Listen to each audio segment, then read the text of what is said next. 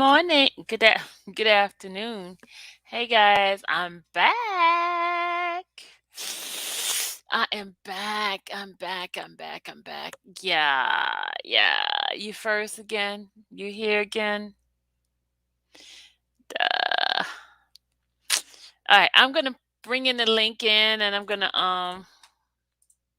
I just got a couple of things to talk to you guys about. This is not one particular topic. We're going to talk about a couple of different things what's happening today, and things like that. So, um, let's start for saying hello to the folks up in the chat. Hey, 313. Hello, Dom. Hello, Fifi. Hello, Janissa. How are you? Hello, Pretty Brown Eyes 81. Hey, Sharon. How you guys doing? Well, I got so much like to talk about today, and I don't know which way to go because it's just like a whole bunch of stuff in my head. Hey, sweet tooth, it's a whole bunch of stuff in my head, right? But first, I want to make sure you guys have your water with you. Do you guys got your water? Have your water? Because remember, it's a must. You must have your water. This is part of good health. This is part of good living. So we got two bottles here that while we talk, we're going to drink our water, right? We're going to drink our water.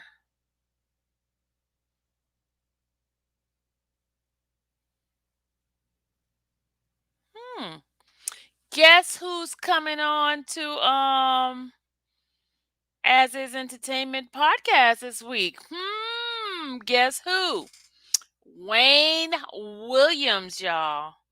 Wayne Williams. You know what? Do you guys want to hear it? Do you guys want to hear it? Do you want to hear it? I can play it for you. Hey, Angie. Thank you, Angie. Okay, let me tell y'all something. It is so like Angie, you know how things just like happening all over the way, and just it's just exploding. It's just going so fast, so fast. And you're like, oh my God, everything is just going woo woo woo woo, and you don't know how to do it. Okay. So I have to slow down and get myself revamped and just like take it in. You get what I'm saying? It's so much going on for me right now, so much, and I just thank God. Yeah, y'all want to hear it? Okay, we're gonna hear it. We're gonna play it for you guys. But I'm just telling you, it's just so freaking much. I'm just like all over the place, and I need to center myself and just like. But it all started out from me doing my daily affirmation. I hope you guys could join me in the mornings when I do my daily affirmation, because I'm telling you, it works. It works because it changes your mindset. Everything changes in life with this is how people become millionaires and brilliant, because this right here, this here is a powerful tool if we use it right. This, I'm talking about, the thing that's inside the skull. If you use it and don't let things on the outside, any outside factors affect it, this will do wonders. This could keep wonders. I'm telling you, wonders. Okay. Um, let's start first. Okay. I want to say hi to everybody in the chat. I did say hi to the people that was here already. Hey, Juicy Love. Hey, Joycelyn. Hey, Angie. Of course, I said hi to you already, but I'm gonna say hi to you again. But um, I'm gonna say God is good. God is good. There in life, I'm telling you, life, you're gonna go through ups, and you're gonna go up and down, up and down, up and down, up and down.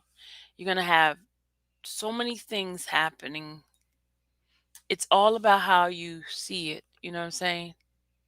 It's all about how. Thank you, Joyce. And Joyce says that's why the Bible says to renew your mind. That's what it's all about, renewing your mind. Life will happen. Life will happen.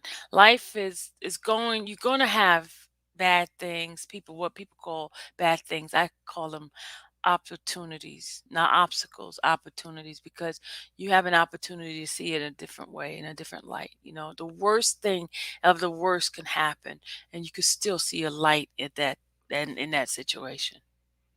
Okay? Count your blessings. No matter what it is, always count your blessing. Don't be ungrateful to God for the things that He has blessed you with, right? A lot of times we go through stuff is because He's pushing you to another level.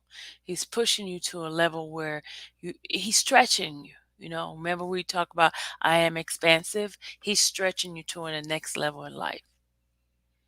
Learn to be content in whatever state that you're in. Absolutely. Everything is a season. There's a season. Ecclesiastic chapter 3 tells about different seasons in our lives. It's a season for everything, everything in life, and nothing stays the same.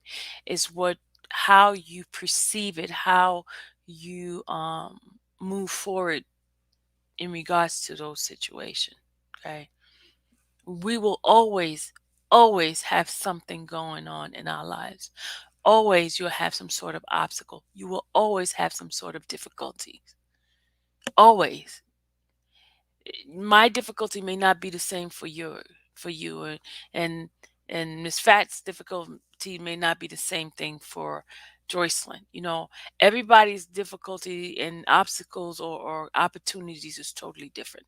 Never, one key is never get jealous of what's happening in somebody else's life because you don't know what they have gone through to be that level. You don't know what pain for that they go through for that particular position that they're in. So never ever envy other people for their position. Just congratulate them and speak blessings on them. Because let me tell you something. You may not be able to handle their position. That's why God gave it to them and not you. So, all right, let's get going on this. It's a lot. Okay, where do you want me guys to start? I got so much to share with you guys today.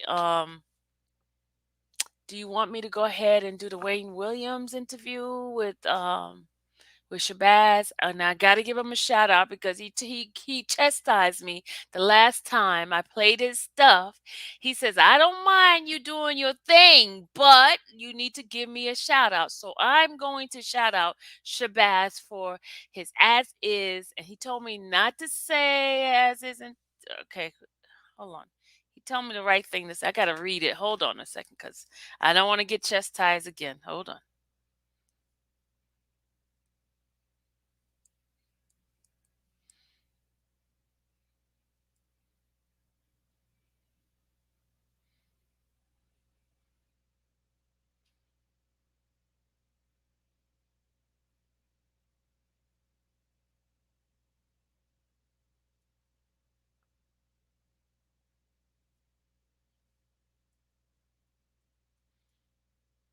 Okay, the person that wanted to purchase that massage table, um she said it's $30.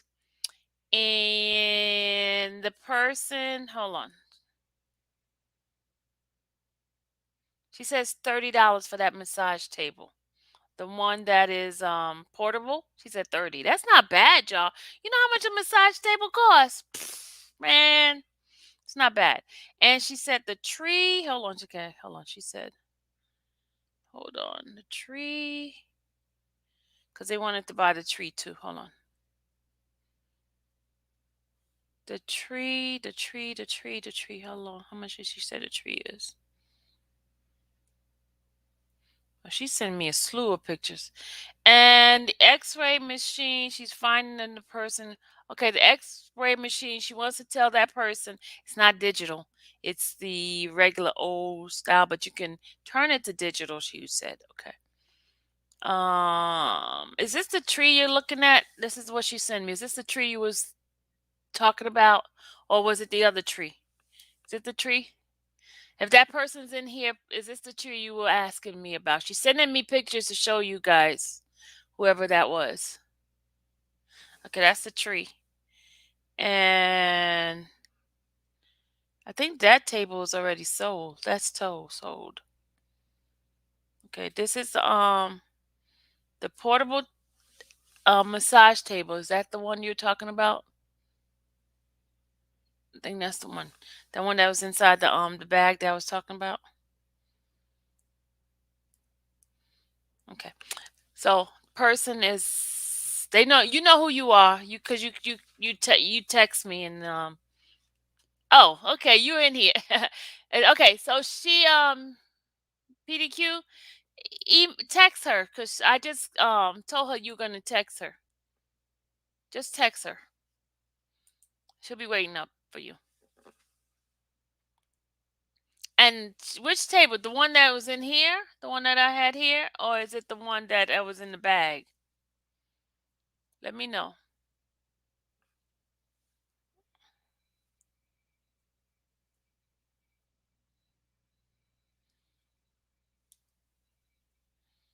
Okay. Oh, is it this tree? Were you talking about that tree? Because it's two trees. That one and it's this one. And it's this one. Which tree? Oh, the one in the bag? Okay.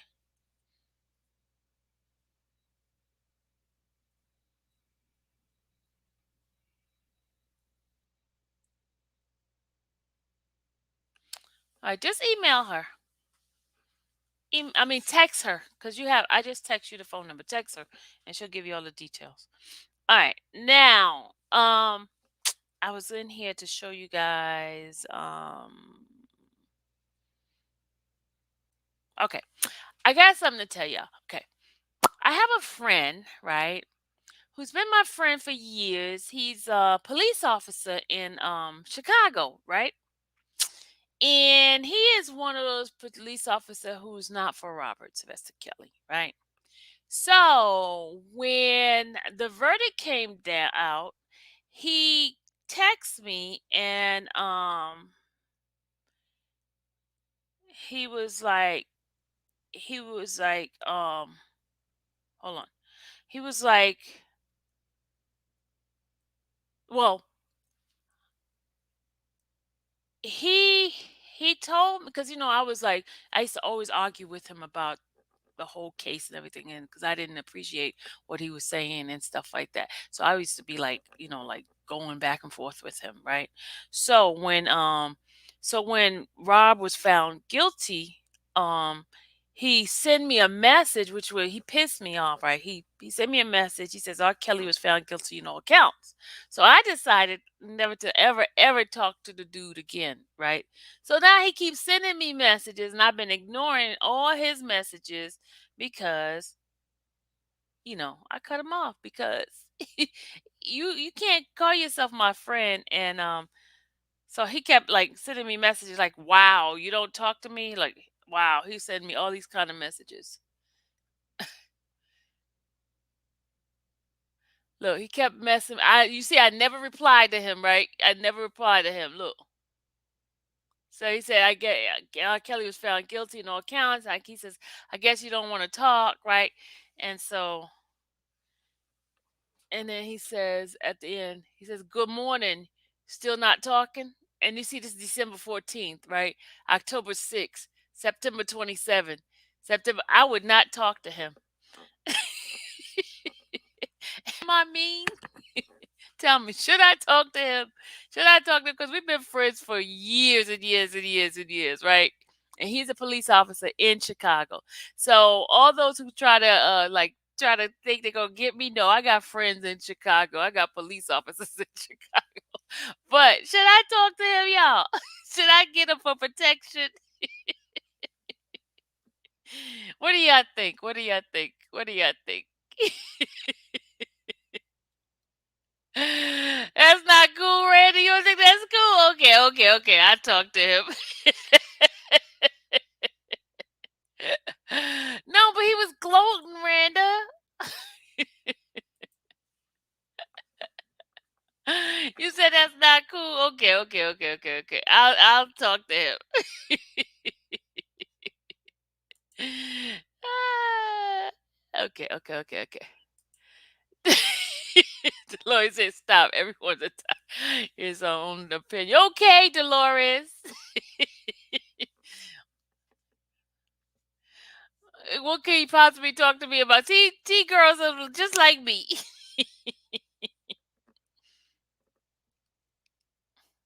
Hold on. She's calling me.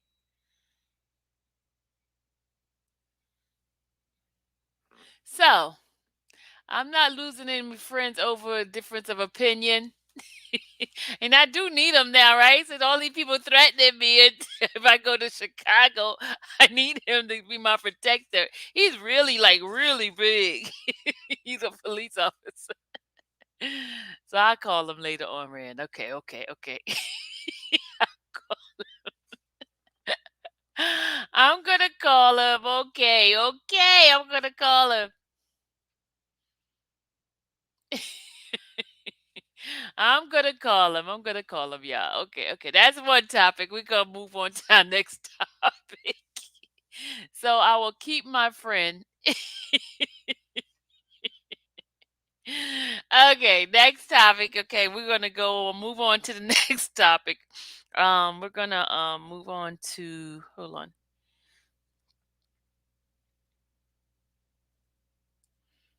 I'll reply to him tomorrow, not today. I'll reply to him tomorrow. He hasn't. No, I didn't give him my channel. He doesn't know I have a YouTube channel. He doesn't know I have a YouTube channel. Okay, hold on. Dr. Pope is sending me some more stuff. Oh, okay. She said that tree right here, she said it's $15. This tree here is $15. The other one, let's see. Okay, the other one is a little bit more expensive because it got that little metal thing at the bottom. That one she says 75. So I don't know if that's firm or negotiable. That's you could talk to her about that, okay? You could talk to her about that one. Okay? Good. You could talk to her. All right. So let's go back. Next thing we want to do, we're gonna talk about okay, I got my email today for remember the company in England. I was waiting for the well, I got my work set out for me. So they have me I have to be in training for the next couple of weeks. So I have to go online and be on training. So I'm gonna come in, do my little information, and then I'm gonna be off because I need to know how I'm gonna get some money, gonna get paid. So we gotta work on that. Okay. Now the other people, the one for the Amazon, y'all, please, please, please, please, please, please, please, give me until Friday, and then I'll give you the code and all that kind of stuff. I got to figure all that out. Haven't figured all that stuff out yet, so um, I got to figure it out. Okay, just bear with me a tad bit because tomorrow is Dallas's graduation, guys. Guys, let's be a blessing to her. I'm gonna give y'all put her cash app down. Y'all send her a gift because she's sad right now. She's okay. We're gonna put her cash app. She's sad. She needs some cheering up. Okay. Help her. Let's be a blessing to the young lady. Okay. Uh Dallas, what's your cash app?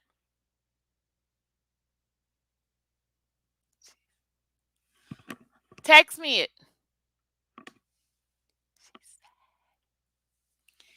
She's sad. She's very sad right now. We can't tell. Can y'all hear me? Can you hear me?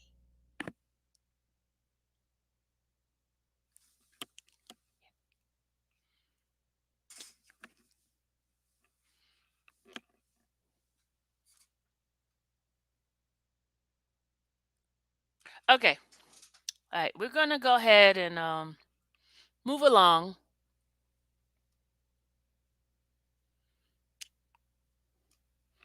We're gonna move along. Okay. Let's see.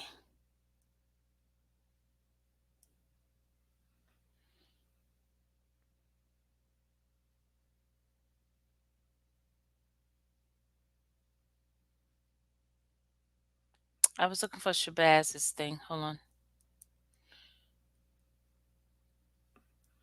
We're looking for Shabazz so I can give him a shout out. Okay. We're going to give Mr. Shabazz a shout out because he worked hard to do these interviews. So we're going to give him a shout out. And I am going to say this is from his. Hold on. Okay, it's As Is Podcast. And you can get it from all the platforms like Apple. You can get it from, was it Spotify? Spotify and all that. Okay. So now, with me, I'm going to be talking in between it. So if you want to hear the whole interview for real, you're going to have to go to his podcast to listen because I'm going to make interruptions. I'm going to talk in between it and you might get upset with me. You may not like it. So you need to go ahead and patronize him by going to his podcast and pay for the interview. Okay. Um, so I just wanted to, he be watching my stuff because folks be telling on me all the time. They'll contact him, and the next minute I'm getting a text message from him. So hey, Shabazz, because I know you're gonna be coming after me in a minute. But hey, and I did do what you told me to do. Give you a shout out. So I'm giving you a shout out right now, Shabazz. Hey, Shabazz. We're gonna be playing his interview with Wayne William. So Shabazz, I ain't get this for free, right? Okay. I'm just sharing it with the people. And so I'm going to be talking in between it, guys. So if you want to hear the full one, okay. Here's Dallas's those who want to be a blessing to Dallas for her graduation tomorrow. Please bless her because this is a young lady who worked hard. I know she's my daughter and all that, but you know what? You love me, you love her too. So you guys support her. Support her because she did it by herself. She did not harass me for nothing to. Okay, I'm gonna put her cash app in here. Hold on. Come on, let be a blessing to the young lady. She's completed her. She'd be getting her bachelor's degree in communication, mass communication. That's her. Okay, I hope I got the right. Okay, BELLEANGIELXO.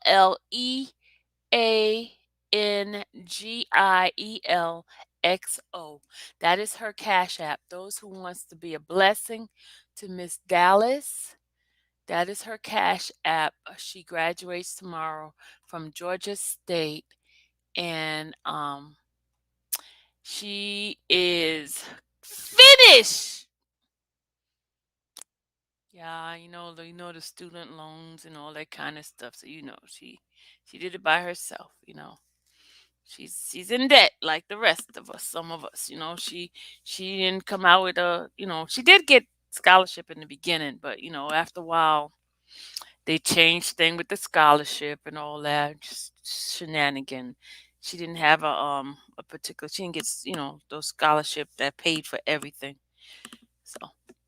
But congratulations to Dallas. She is graduating tomorrow, and I will not be on in the morning.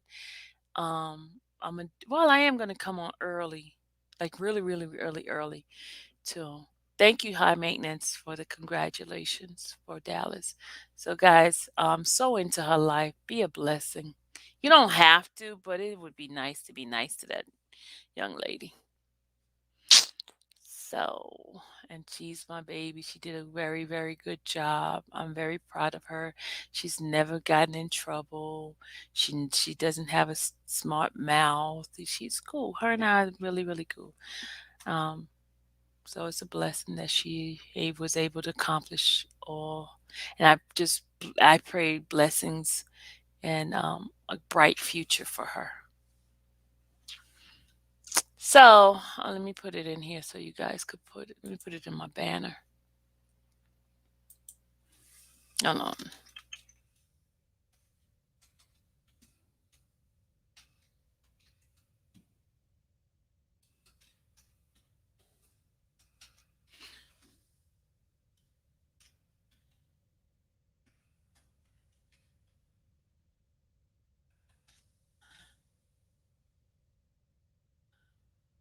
Okay, that is her Cash App. That is Dallas's Cash App.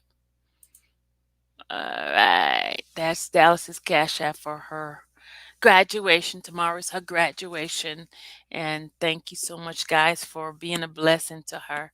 Um, so that is that. Now we're gonna go ahead and listen to I'm gonna take my headphone off so I can play it for you guys. Um there's so much I want to share with you guys, but it's not enough time today to share everything that I have for y'all. I have so much. And shout out to my subscribers who gives me information to be able to bring commentary to you guys. Oh, you guys rock. Um Dallas, your Cash App has your name on it? Yeah. Yeah, I think so. It says Dallas Parks, Angie. Yeah, so if it says Dallas Parks, that's her. Thank you, Angie. Appreciate you, honey. Y'all, thank you for being a blessing to her. She's gonna make her smile because she said, I'll tell you why later. Can't tell you now because she's there. I'll tell y'all later what she said, but not right now. Okay. Okay. All right.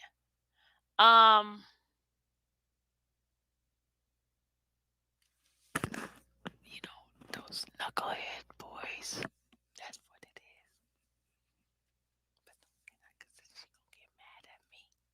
Can y'all hear me? Can y'all hear me? Can y'all hear me? Can you hear me? Give me a thumbs up if y'all can hear me what I'm saying.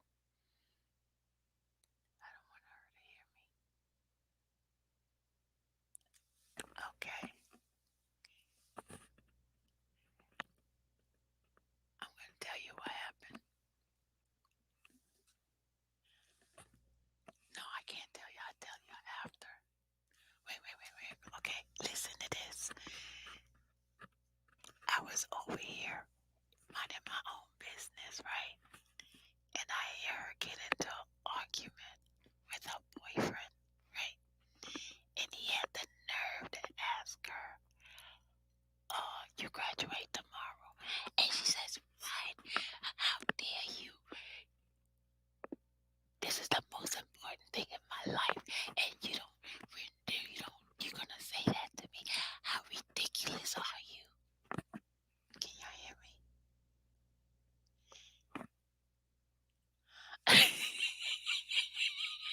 I can't stand you, dear Randa. I can't stand you. I cannot stand you. I cannot stand you. I can't stand you. I can't tell y'all. You know what, why she got to be in this chat? Why she got to be up in here? Dang.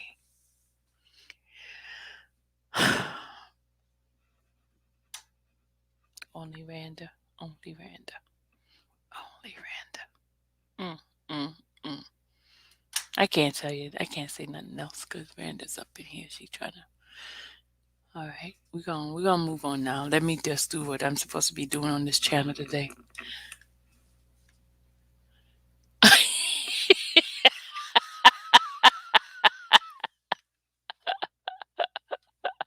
Ah, can I ask y'all questions? Can I ask y'all a question? Why do we have the wrong? You know what? You know, let me unplug this so I could hold on. Let me unplug this so I can put it on the mic.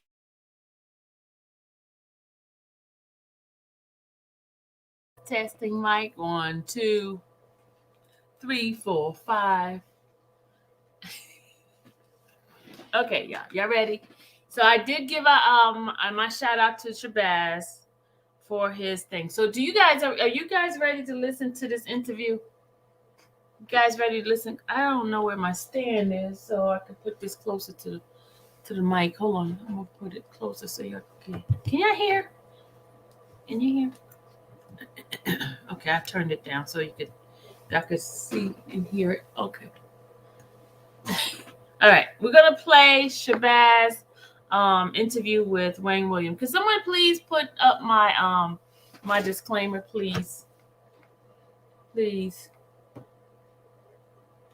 Okay. Man, she don't let me have no kind of freaking fun. Okay, here we go. Gotta move on to what this live is about.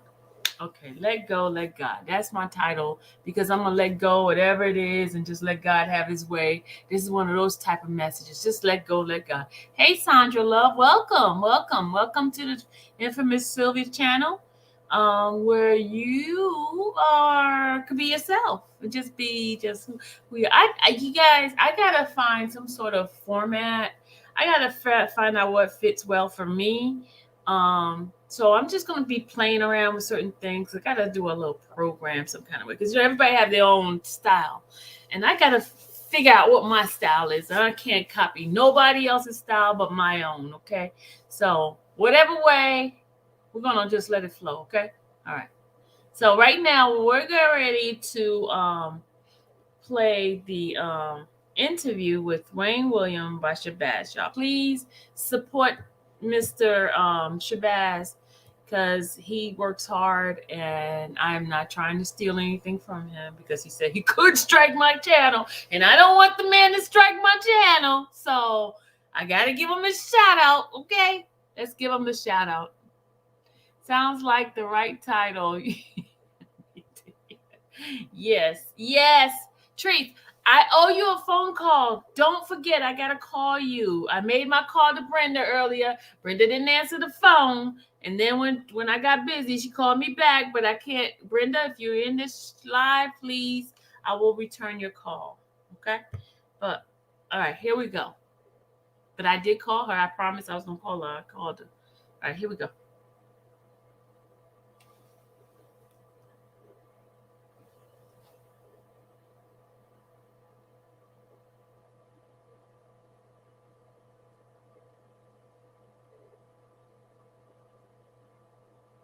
Can you hear?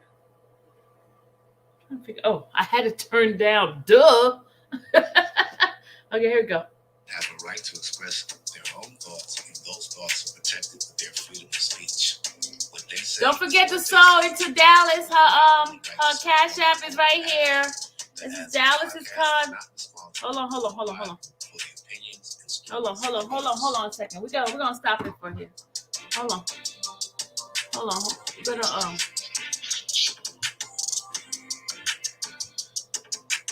Okay, hold on. I just sent her a love token. Thank you, Sandra. Okay, guys.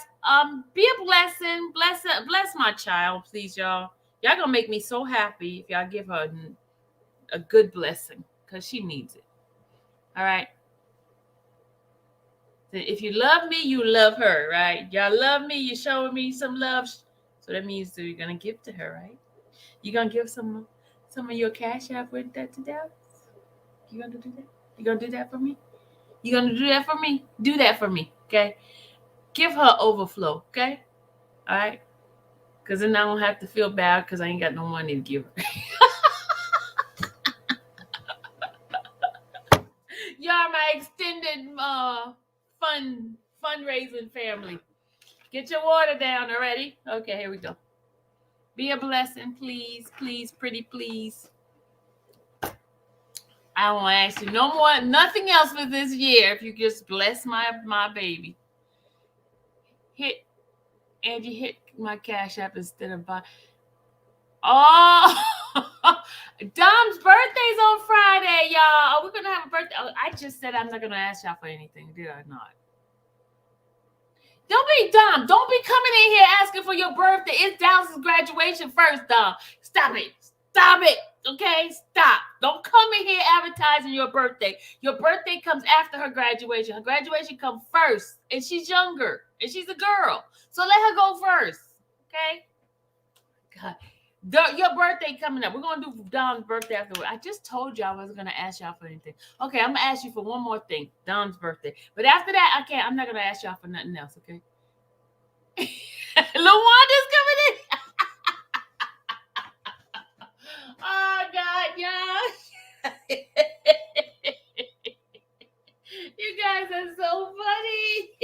I don't know why. Now all the birthday people from May gonna come up in here. For not May, for December gonna come up in here. Oh, okay. Christmas is your birthday. Oh, you get cheated all the time, don't you? Get cheated. Okay, y'all. Can we play this now? We got 76 people in the chat. Can we get the likes up?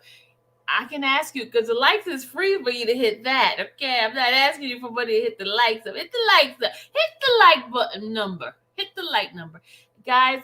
Keep Mimi in your prayer, please, please, please, please. Her mom is ill, so please, please pray for her. Please, that's the reason why she hasn't been in the chat.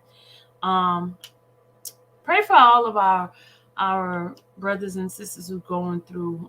This is a tough time for those who have lost loved ones, those who whose loved ones in hospital sick, who's suffering from some sort of disease. Just pray for them. Just remember, when you're praying for your family, pray for their family as well. And I will continue to pray for every single one of you guys that's in this chat. So shout out to everyone. Shout out to everyone. All right, here we go. Randa needs her hair done. Randa, you see how he trying to call you out? He said Randa need her hair done. Hit her cash out. You see how he trying to call you out, Randa? I wouldn't accept that if I was you. Get that Ruth Boots out of here, cause. All right, here we go.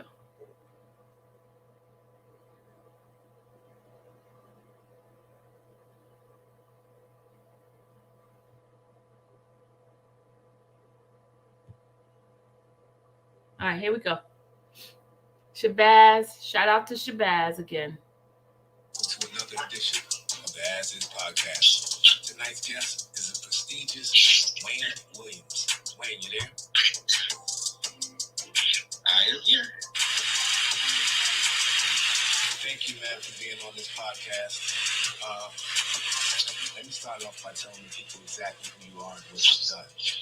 And correct me if I'm wrong. One of the most prestigious things that I've read that you've done was you won a Grammy in 2014. Is that correct? Well, which Grammy are you speaking of? Oh. I mean, and the reason I say that is because I'm an A&R, right? Okay. And so it's not a personal Grammy, but whenever you, as a A&R, work on a project, from beginning to end, and that your artist gets a Grammy, then you're considered to have won a Grammy, Okay.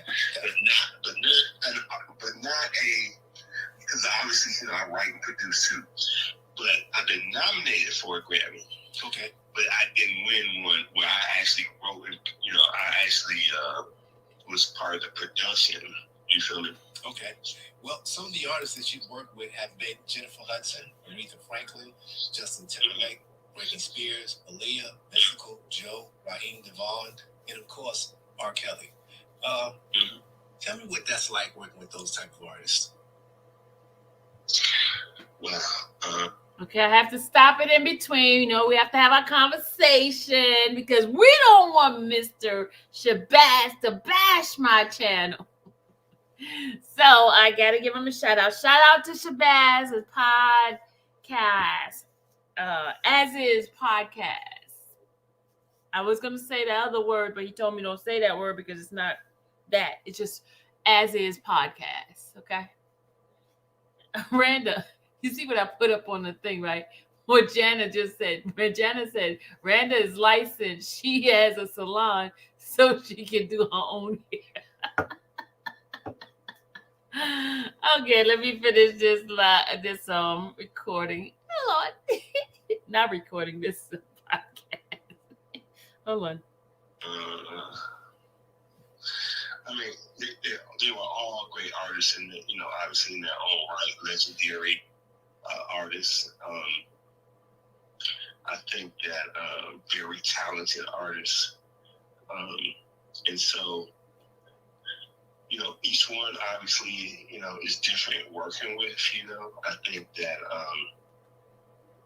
and that's a wide range, really, of music as well. You go from Aretha Franklin to Joe or Joe to Jennifer Hudson or Jennifer Hudson to Justin Timberlake or Justin Timberlake to R. Kelly.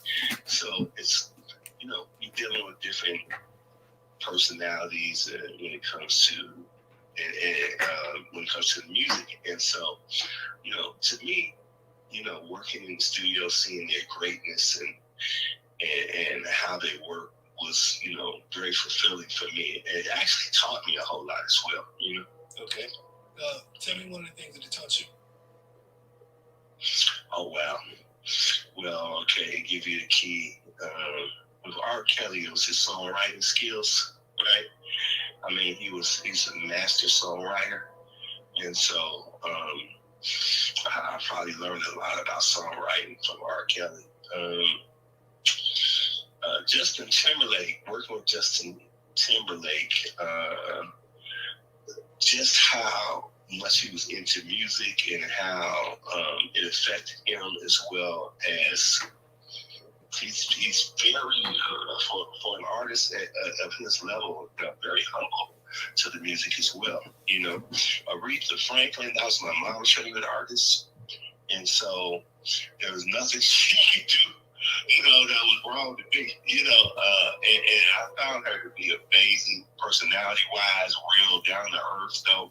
She got that Detroit in her, and I love that. And we got along so good, I have to thank Clive Davis for even hooking me up with her, Wow. And so that was an amazing experience. Oh, yeah, definitely. And that was my first time working with Clive Davis, What is that like, working with Clive Davis? Oh, Clive, he's a genius in himself, an amazing man. Has done a lot of amazing things in the music industry. I've always looked up to him from afar for the most part. Aretha Franklin kind of brought us, that project brought us together to work firsthand, and he's very detailed, very he's got crazy work ethic. And okay, don't forget, y'all, if you guys don't want any interruption, and because I will be interrupting this throughout the whole interview, because I don't want him to get me. So I told him I was going to shout him out. He told me to shout him out. He told me to shout him out. So that's what I'm doing. What do Dom want? What do Dom want, y'all? He said drop the StreamYard. I didn't think I had an invitation for him, but okay, let me just drop this for him. Hold on, here you go. Let him in here. All right, I just dropped it, Dom. I just dropped it. So anybody who has an issue with me stopping and talking, you guys could go and support him by going to those platforms like Spotify, Apple Music, and all you got to do is type in as is podcasts. All right, so that's where it's at. That's okay, Sylvia. I'll listen to your channel. T-girl, stop. You being mean. Oh my God. Stop being mean. Lord have mercy. All right, Dom, are you coming in here? Are you coming in here? Okay, I'm going to continue playing. Then Dom will come on. Y'all, Dallas said thank you for the Cash App. So if he told you then play it, he's going to strike you. No. He told me that I need to give him his props, So he told me I need to give him his props. So I don't want to, there are people just not gonna. I want to give them the opportunity to listen with it without being any kind of interruption, because I did tell him I was going to talk in between it to, so it kind of like those people who don't like interruption would be forced to go and listen to it over there. You get what I'm saying? Okay, got it.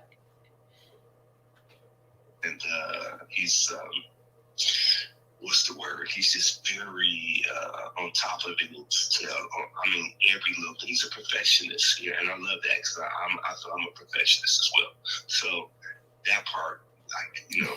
Bye, Randa. Have a good one. He asked me to interview him and Aretha, and it was the most amazing thing because, you know, I'm known as DJ Wayne Williams, right? I'm like, well, Clyde, when he asked me, I said, Clyde, I'm not that kind of DJ, bro. You know, I'm a club DJ. You know, I mean, DJing parties for real, like, you know. And he's like, I'm not a radio broadcaster, you know. He's like, well, you will be today. I was like, damn, you know. And Aretha wants you, she wants you to do it. She doesn't, you know, trust a lot of people, and she wants you to do the interview. I'm like, what? I couldn't believe it. And I said, hey, never God. That's all it is, because that's my mama's favorite artist. You know, she had passed years ago. I said, I know exactly what this is. My mama wants me to do this, so I agreed to do it. But so that was an amazing thing as well. You know. You know what? Those names are so heavy that it's crazy. So before I go any further, one of the key names you named, I want to get into a couple of other things, but let me first start off by being fair. And a fair question is to tell us exactly how you started in the music game. I started as a DJ, you know, and then I went from DJing to making records. My stepbrother is known for doing the very first house record, which is On and On, and then my record was second, which was a song called Undercover. And so, and then we put these records out, which is known to be at the very first house music label, which is Trax Records. And I was the first ENR at Trax Records, which is the first house music label. And so I was picking a lot of the hits that came out of there, and that's how Jive Records found me. And they came over and they wanted me to work for them and sign dance music artists to their label early on. What is it like working for Jive, or what was it like? Okay, for all those that's coming into the chat, I see there's 83 people in the chat. What we're listening to is As Is podcast, which is with Shabazz, and he is interviewing Wayne Williams. Wayne Williams, as you guys know, he's the AR guy that was who discovered, I think. Well, they claim he discovered Robert, but I'm going to play something for you guys in a few after this to who actually discovered Robert. Okay. Jive, I worked with the owner. He was amazing. His name was Clive Calder, and he was an amazing, brilliant man. And then the guy who headed the label for him, GM, his name was Barry Weiss, and Barry was. We had a great relationship. Interesting, because they called me when they hired me. I must say, at that point in time, I was still kind of naive to the music business, and I was, kind of raw as a kid. I mean, I started out with projects in Chicago, a project called Ivy Wells, and then we moved, and all over the south side of Chicago, and so, I didn't necessarily have label etiquette when it came to early on, right? And so me and Barry had a very real relationship when it came to that. Like, he would, if he got upset with me, he was like, would scream at me and holler at me, and so, he wasn't used to. Okay, Erica, you asked, what is this? What we're listening to is an interview with Wayne Williams, which Shabazz did yesterday.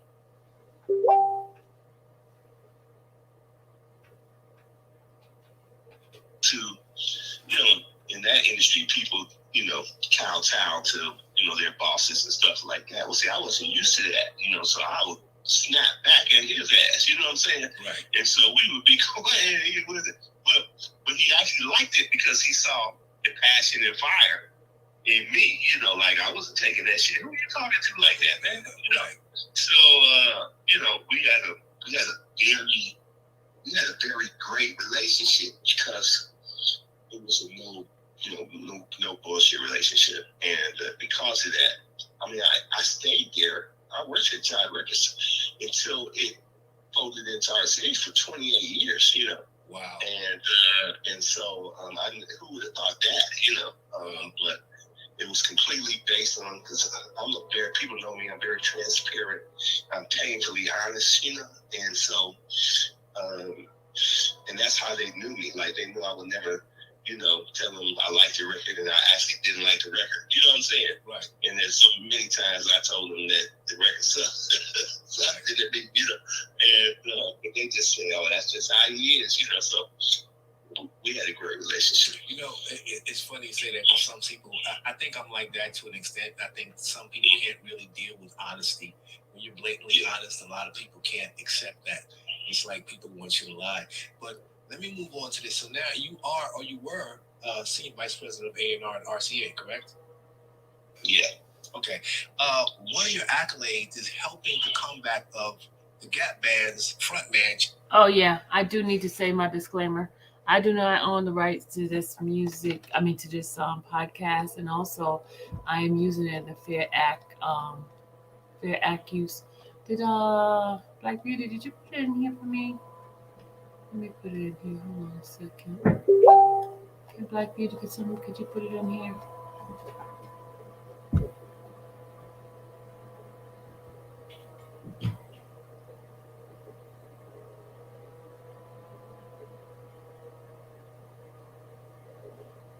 Let's see. Let's see. Is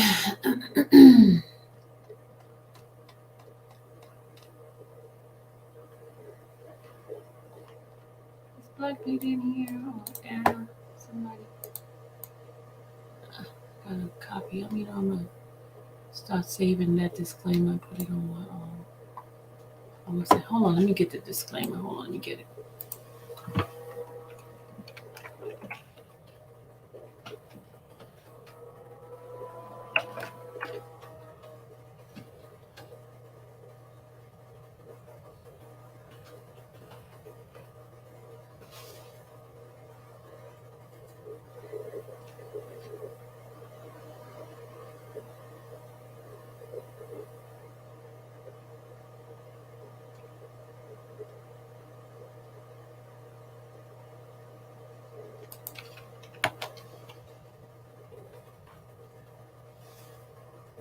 Okay, hold on a second. All right, I'm gonna copy and paste it onto my thing so I can put it up there. Let's see. I'll put it on my banner. Okay, the banner, paste. Okay. All right, so I got a banner. I got it on my banner now, so I don't have to worry about it anymore. Copyright disclaimer under the Section 107 of the Copyright Act of 1976. Allowances made for fair use for the purpose such as criticism, comment, news reporting, teaching, scholarship, and research. All right. Hold on a second. Let's see. Did I do it twice? Search. Okay. All right, so we're good. We're good now. I just keep that up here, put it in and out. All right, good people. There we go.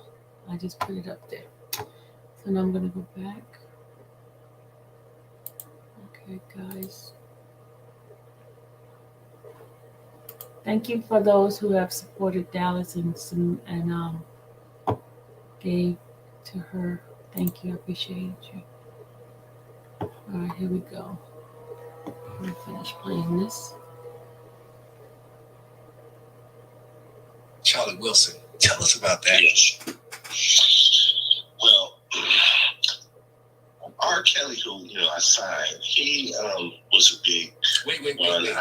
I don't want to interrupt you. I want to let you get everything out. But when you say certain things, it's just going to catch my attention immediately. Let me just make sure I heard you correctly. You signed R. Kelly. Yeah, I signed R. Kelly. Wow. Okay, let's get to Charlie before we go there. So yeah, so he was a big Ron Isley fan, and so one time, I had moved out of Chicago to New York, and I would come back. I would come back and forth to Chicago, and whenever Robert was doing the album, we worked in the studio, and so we were talking in the studio, and he said, "Who's your favorite artist?" And I was like, "I'm a Charlie Wilson guy. I'm a Gap band dude." Right. And he's like, "So if I work with if I work with Charlie Wilson, you'll get him signed to Jam?" I said, "Absolutely." And so so eventually Robert met up with Charlie and was like, "Hey, let's do a song together." And so they started working on the song. So I went to my boss, Barry. I said, "Hey, I want to sign Charlie Wilson." Now, mind you, he had an album recently that was out as a solo artist on Universal, but it didn't do anything, And so, he's older guy. And so Barry was like, "Man, are you crazy? Why would you want to sign this up?" I said, "Bro, he's just not no old dude, right?" I said, "He can sing, number one, and number two. Young people still love him." I'm like, "Man, Snoop Dogg love him. For real, all these guys love Justin Timberlake, all these acts love Charlie Wilson." I said, "So he's not your average old dude, And Barry, he still, wasn't sure, and he said, "Well, listen, if you bring me a hit, okay, then we'll sign him, right?" Okay. And I don't know what he was thinking, but I said, "Okay," and I knew that Robert was about to work with him, and R. Kelly was shit hot at that time, and so, sure enough, the single they worked on was first name, Charlie. That's my jam. Last name Wilson. And so as soon as I heard it, I'm like, "Oh shit, this is a smash," right? So I knew I was good. So I went back to I said, "I got you smashed." And so I played it. Everybody's like, "Whoa, that is a hot record." Yeah. So he said, "Okay, well, we'll do a deal." And from that point on, I worked on his next 5 albums, gave him 19 Grammy nominations. And wow. I mean, his career just took off. You see, Rob is a bad dude, y'all. Charlie got 19 Grammy nominations for that album. Go on, Robert Sylvester Kelly. You are a bad mamma jamma. What's going on with Dallas? She is graduating from college. She's graduating from college. And I put her Cash App there for those who wants to be a blessing to her, to give to her. I should have put down graduation, Dallas graduation. But that's Wayne Williams is who's talking. Wayne Williams. Wayne Williams. He is the AR person. He's the one who signed Robert, according to him.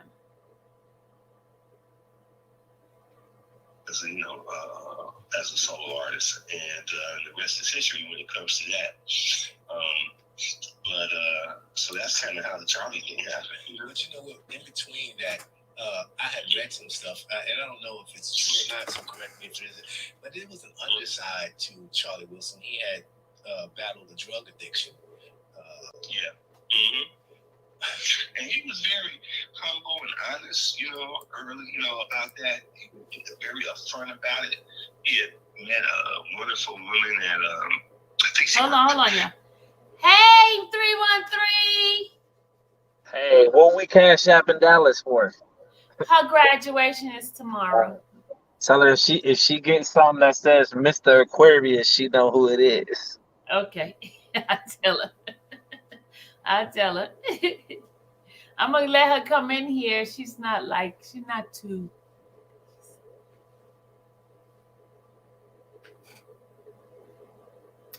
Okay. I'm gonna play.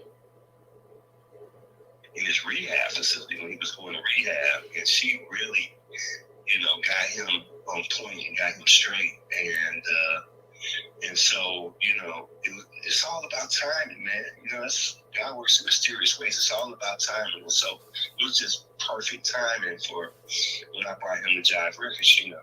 And because he was on the right path, he was clean, and he was ready to move on from that life, that bad life he had in the beginning, you know. Yeah, I mean, let me ask you this: in all honesty, do record companies frown upon people who have addictions or dark sides? Well, you know, Jive Records was an independent label, and quite frankly,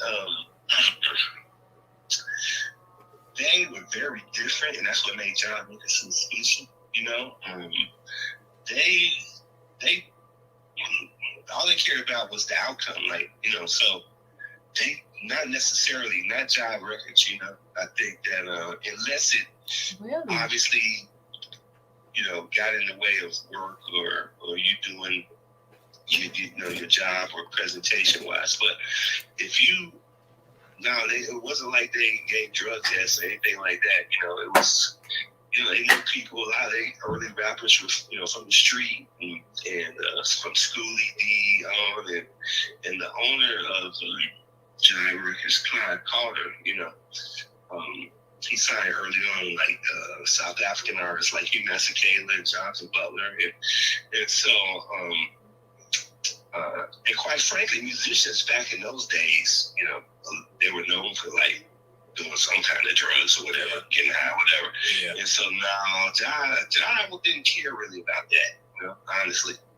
Let me ask you this: what is it like working with Jennifer Hudson?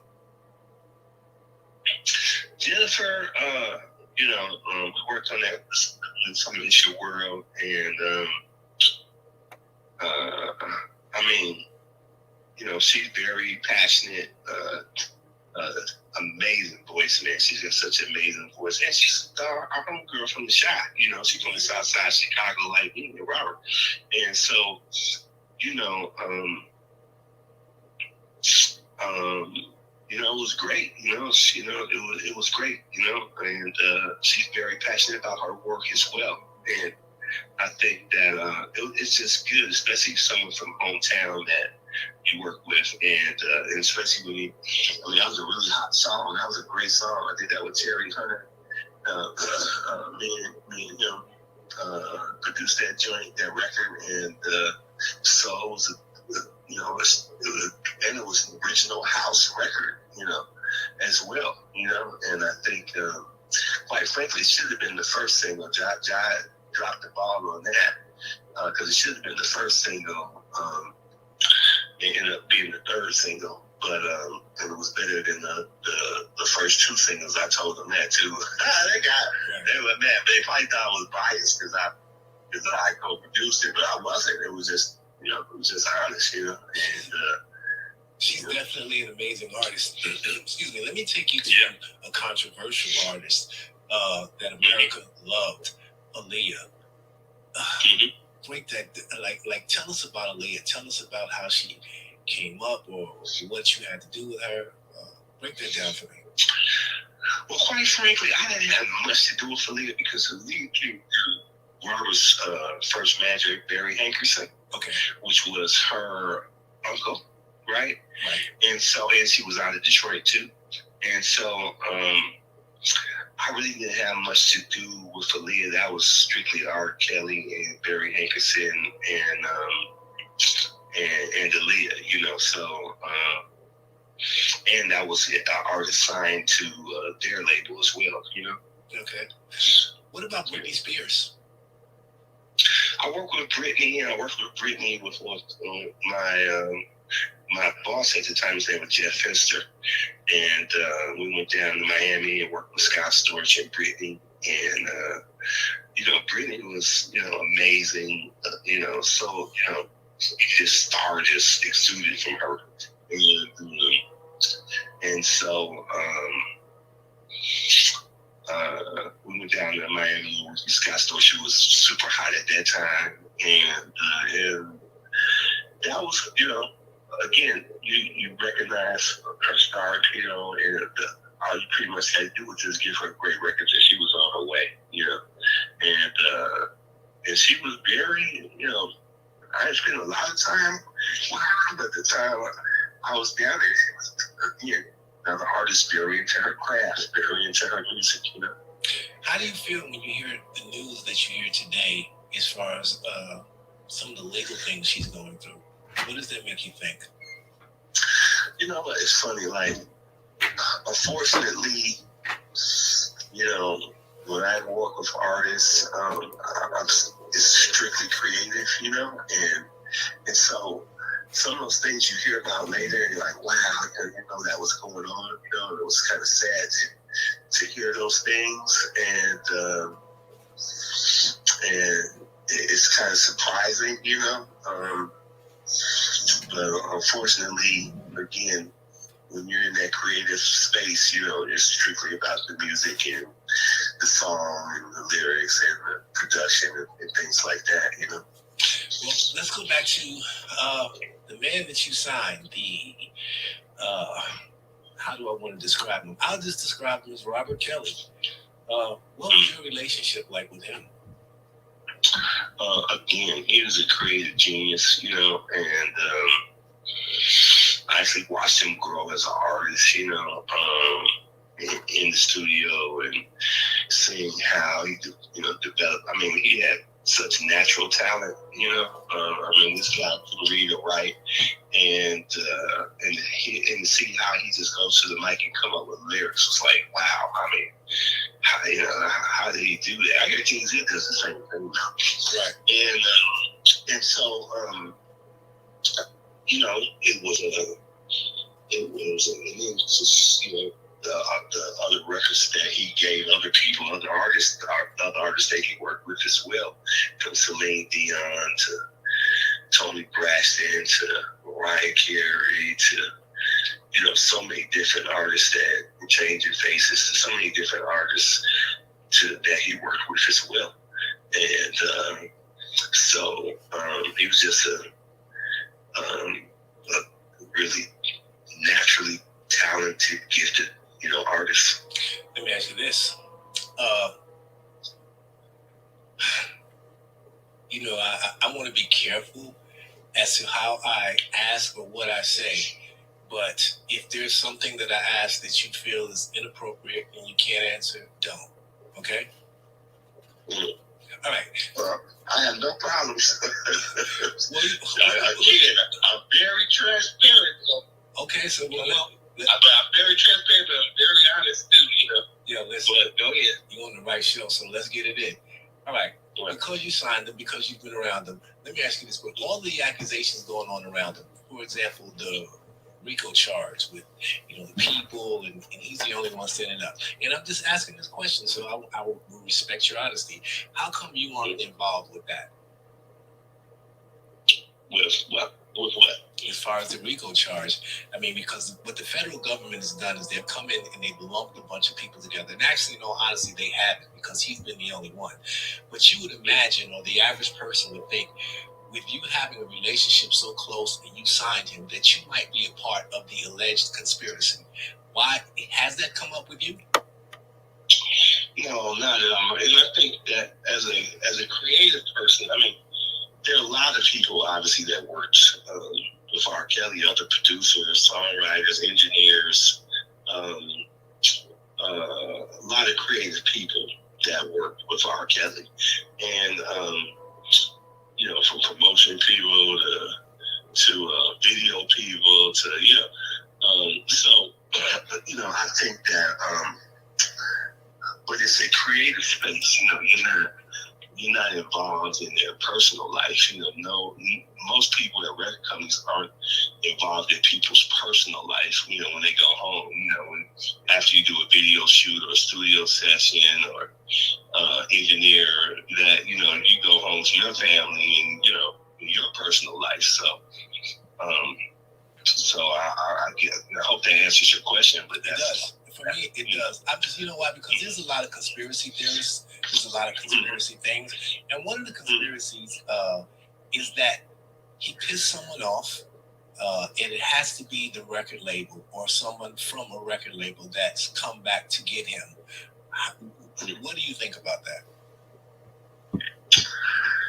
Again, you know, it's when you leave the studio, you go home, you have family, you don't know who's pissed off or who's not pissed. You know what I'm saying? Like, that's more of a personal thing, and I think that because you never know who. Sometimes people piss off people don't even know they piss off people. You know what I'm saying? So Yeah. I think that as a as a music executive, I think that you're there to do a job. Like, the promotion person is there to do a job. They come in, they build a campaign for that promotion person. A&R person, same thing. Creatively, if you find songs for that artist, or you give them inspiration as far as direction, or what the people, the kids are into now, listening to, or whatever. Art, the marketing people, your art people, they come in, they sit down with the artists, they draw, they give them art ideas or vision ideas when it comes to the direction of their album covers and things like that, or they take the direction from the artists about what they want to present to the public. But after that, they go home and they go to their family lives and things like that. You're not going home with the artists. You know what I'm saying? You're not spending the night with them. So you go home. Yeah, I get it, but let me press you now. You said you're honest and you're going to be transparent. So let's just be real, okay? And I'm not making any kind of accusations. We're just talking as two individuals on a podcast. So even though everything that you said may be true, I know you heard the whispers. I know you heard that there was a problem. How did you approach that problem? Whether you're the A&R, whether you're in the mailroom with a person that is as big as R. Kelly was, and still this is so easy to answer this question, right? So, you hear rumors all your life. You hear rumors growing up in the hood. You hear rumors. This girl is, is what's the word? Flaky or some shit. You know what I'm saying? Promiscuous or whatever. See, I grew up with a mother and a sister, right? Okay. And so, when it comes to, women, or, obviously I was, taught to respect women and people, not just women, but people, but because I grew up with a mother and a sister, when even with like some of my homeboys, man, that girl's a freak. Nigga, how you know she's like, I would always challenge that shit. You know what I'm saying? It's like, come on. So I started doing rumors early on. I was a DJ, and I brought disco back to my peers. So I was immediately called names like gay and faggot and worse names, right? And because at that time, disco was associated with homosexuality, right? Yes. And so, if I paid attention to rumors, bro, you see what I'm saying? Right. So, and obviously, the more popular you are, guess what? The more rumors they're gonna be, right? So, a long time ago, I stopped paying attention to rumors. I can't do that. I'm too busy, focusing on my life and my work and things like that. So I stopped that a long time ago, when it came to rumors or what people say or whispers or that sort of stuff, Well, then let me flip that on you. Let me ask you this question. You ignored the rumors, you ignored the hearsay. But do you think, in all fairness, had you listened to one of the rumors, that you could have prevented some of the things that R. Kelly is going through today? No, look, again, you're not in people's bedrooms. You're not in, you're not spending the night, with them, and you are, going ahead with your own life. It's kind of like, as you know, there was this cancel culture, whatever. I think that a lot of people have been found to have done horrific, done bad things, right? And so, but those people, like, oh shit, think of the people who work with Jeffrey Epstein. You think those people who, who did the picture or worked in the film, worked in the studio. I mean, they don't know what he did. You know what I'm saying? Right. Like, they might going home with that guy. You know what I'm saying? So I guess it's just like your boss at work. wherever you work, there may be somebody that is who you work with, who you don't know what they're doing after they go home, or when you go after you go home, you have no idea what those people are doing, Right. So I mean, that's kind of. I mean, I get what you're saying, but that didn't answer the question, Wayne. So don't get mad at me. Go ahead. Okay, well, let me hit you with the reason why. Because who I work with is important. Like, based on, I think you know me, you know my products, we know some of the same people. So I can't afford to have, let's just give an example, a rat running around with me. That would destroy my business. That would put a green light on my back. So when I hear that somebody is a rat, if they're in my circle, I have to worry. So to keep me from worrying, what I do is I approach that person and get down to the bottom of you being a rat.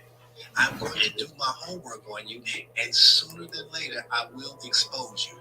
And I may have to expose you immediately simply because my life depends on what I've built. So if I'm running up on gangsters and I'm running up on people who have a no snitch policy, but yet my coworker is a snitch, that endangers the life of Shabazz. So when I ask you that you may not agree with that philosophy, but that's just really how it is. So that's why I ask you. I'm not making an accusatory statement against you. I'm just saying that if you listen to some of the things that were being said, would that have helped prevent some of the things that are going on now? Because the way I'm taking it is basically, and correct me if I'm wrong, you're saying, you did your work, you go home, the artist goes home. So what that translates to me is that in the music business, it's really just business. As long as the artist produces and gives you a song, you don't give a damn about what happens to them. Is that fair? Well, no, that's not fair. But okay. I mean, it's like this. First of all, for the most part, I lived in a different city than the artists. You see what I'm saying? Right, got it. So I don't know what's going on in Chicago if I'm living in New York. So I mean, come on, let's be fair here, right? Okay. So and then I'm from New York to LA. I hadn't lived in Chicago. I was talking about earlier. I told you I hadn't lived in Chicago, in a while. You know what I'm saying? Right. So who knows? And then, are those people, even are those people, when you say you hear whispers, you know what I'm saying? It's like, are those people credible? Giving you concrete, coming up to you, giving you concrete evidence? No, that didn't happen. You know what I'm saying? So right. I think that I mean, I can't tell you how many times I've heard rumors about people. You see what I'm saying? Right. And so you can't, is this person straight? Is this person gay? Is this guy a womanizer? Is this girl a hoe? I mean, come on, bro. You know what I'm saying? I guess it's like, now obviously, if let's say, if I saw someone like slap the shit out of somebody, you know what I'm saying? Okay, right. I can say something, you know what I'm saying? But, man, this dude slap shit out of somebody. Oh, really? I mean, I wasn't there. You know what I'm saying? Right, I got you. So, come on, that's what I'm saying, I'm just playing devil's advocate because I have to. Like, I'm not making any accusations to say that you've done anything wrong, so I just want to be clear with that. Oh, well, I'm not, quite frankly, I'm not worried about you doing that. You know what I'm saying? But I think because I know, right, and plus I know me. But right. My point is that it's easy for people to assume stuff, looking from outside, right? You get that all the time. But I'm saying my entire life, even me coming up, people, like I said, back in the day, assumed I was gay because I was playing disco music on the south side of Chicago, right? Now, but did those people approach me with that shit? Hell no. I heard that from my other boys. Hey, man, this motherfucker calling you gay. Motherfucker ain't coming at you saying that shit to you. You see what I'm saying? Right. Tell him, Wayne. So, I agree with Wayne on that one. Based on what we hear right now, oh God, what R. Kelly is going through, how do you feel about his current situation? And do you feel if he's guilty or innocent? Oh, why would he ask us to? Oh, wow. So, I'm not. First of all, this ongoing case, and quite frankly, I'm not going to comment too much more on this because most people have already made up their mind when it comes to, you know, one way or the other. You feel me? Right. And so, and quite frankly, nothing that I can say is going to change either side's opinion. You feel me? And so, and I don't believe in wasting my time. That's for damn sure. You know. So, I think that, you know, at this point, you know, we'll see it play out. You know, and go from there. It's funny.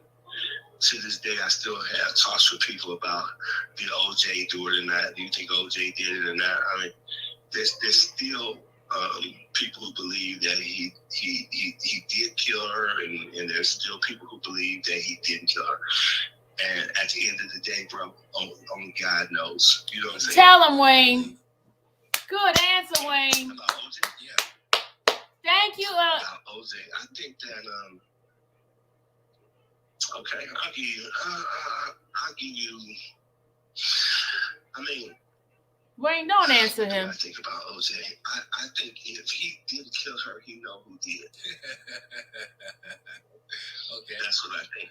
I think that, you know, this is what I do know. I know OJ wasn't a serial killer, right? Okay. So he didn't have, if he did it, he didn't have experience in it, right? Okay. And to kill two people, and I mean, and that's the other part. People really, you know, don't do their homework when it comes to finding out things that, you know, being detailed, you know, and that particular case, obviously, it was, you know, so big and so huge, you know, but I did read that the person who killed her literally took the time to saw the bone down to the core, right?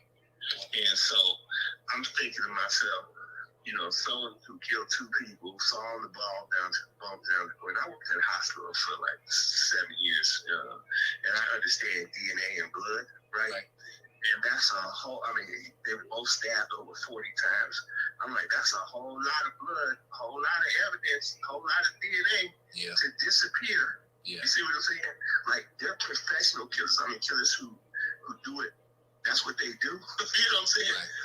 Who clean up the blood and do it the best they can, and they still get caught, right? Right. And so for OJ to be that brilliant at killing, I honestly don't see that. Right? Thank you. Thank you, Wayne. I do think, but I do think, and again, this is speculation. I could be dead wrong, but I do think he probably was part of it, though. Okay. Well, And I could be dead wrong. But see, I hate saying that because I could be dead wrong about that, bro. You know what I'm saying? I mean, And, you have a right to. but it's just speculation. Yeah, I guess so. But I, you know, honestly, I don't like to give opinions on things like that I don't have a fucking clue about. You know what I'm saying? Because I wasn't there. No one has a clue unless you're there. You see what I'm saying? Right. And so, you know, I quite frankly think it's too much of that. You know, you know, in the world when it comes to people. But I tell you what, you know, if I get to the Almighty, baby, I'm sure gonna ask him what's up with a whole bunch of shot Kennedy and all that shit. You know. Hey, would you know, listen, now I'm gonna hit you with the 1-2 punch. Here's the second part. In all fairness to OJ, let's ask that same question applied to R. Kelly. Oh and my I think God. in all fairness, if you gave one to OJ, give one Oh to my Kelly, God. do you think he's guilty? Well, again, I think that I can't because, and this might well, you would think I would be more in tune with what's going on in his case, but I'm not, right? So I haven't been following up. But OJ has been movies made and shit. You know, you can watch Netflix. You can, you know, it's been years. You had time to review things and look at the case. I haven't done that, and so it wouldn't be fair at all, one way or the other, giving an opinion. Because quite frankly, you know, I've been dealing with life situations, going through a pandemic. I got bigger shit, bro, honestly, that I'm personally dealing with. I get it. Sickness in my family, and so I get it. you know, I'm just not gonna do that, bro. But you know what? Thank you, Wayne. Keep my word. I told you if you did not want to answer a question, like if you didn't want to answer a question, you didn't feel comfortable not to. So I'm going to respect that. But let me go. Let's move on from that. Let me do this though. Give me a story, an interaction between you and say R. Kelly, something that's memorable. Wow. It's not negative or anything to down anybody. Just with all the relationships that you've had, I'm sure you have memorable times with each one. So I'd like to hear a memorable story of R. Kelly, if you have one.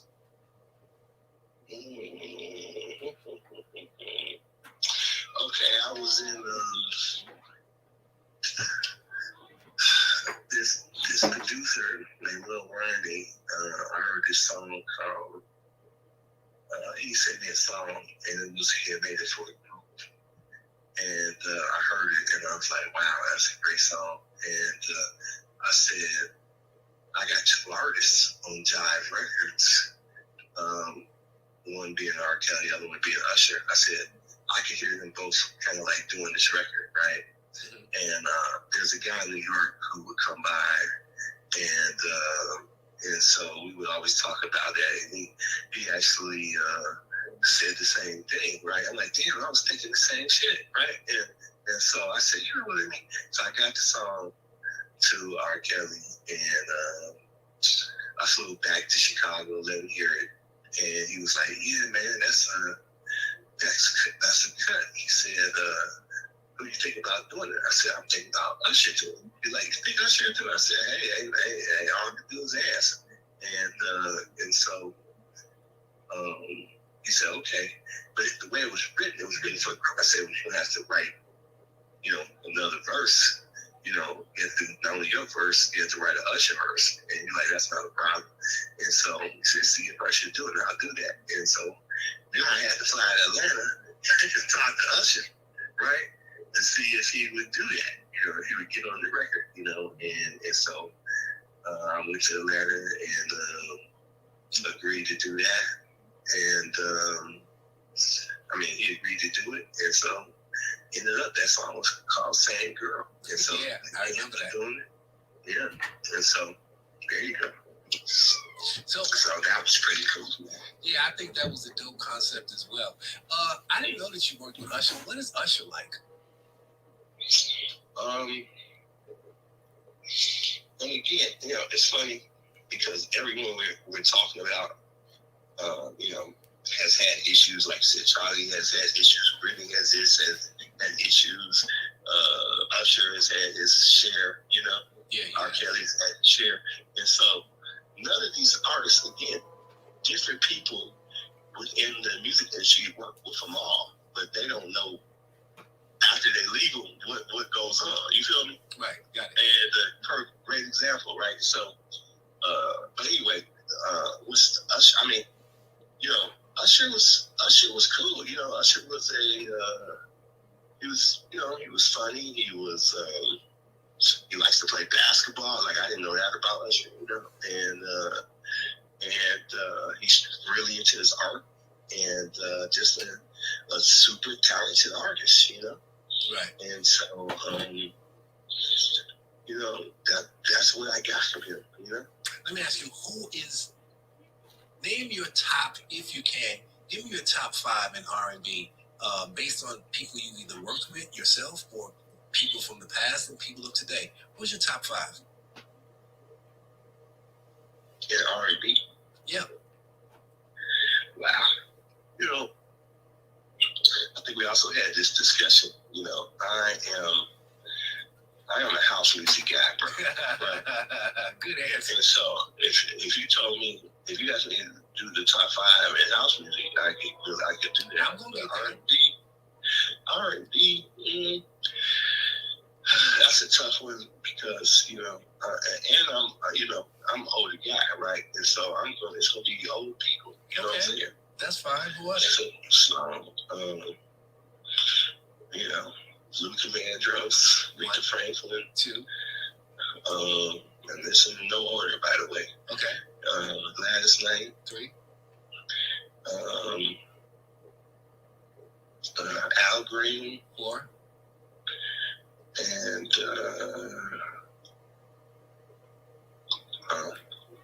So many. I might have to say Sam Cooke. Okay. Now let's go to house music. Let me use my disclaimer about house music. You are right when it comes to house music because there was a perception of house music being an alternative type of music, which translates to what it actually means. It was for gay people, especially in New York where I come from. But I remember that stigma was broke. And see if you remember these guys. Because I want to ask you your top 5 in that. But it was Girl Out House Shoe. Say what? Girl Out House Shoe. You in my hut now. Remember that? Mm-hmm. Who was it by? Jungle Brothers. Exactly. Do you consider that like commercial house music, or is that rap house music, or is it that the authentic house music to use, especially because you're one of the creators of it?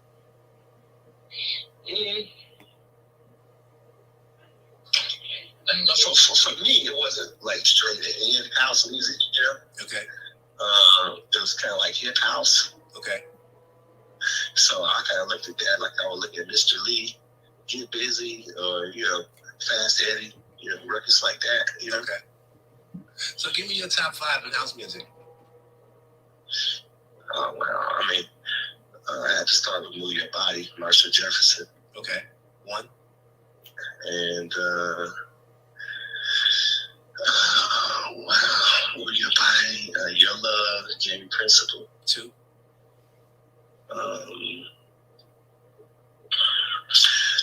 Music is the Key, Steve Hurley. 3.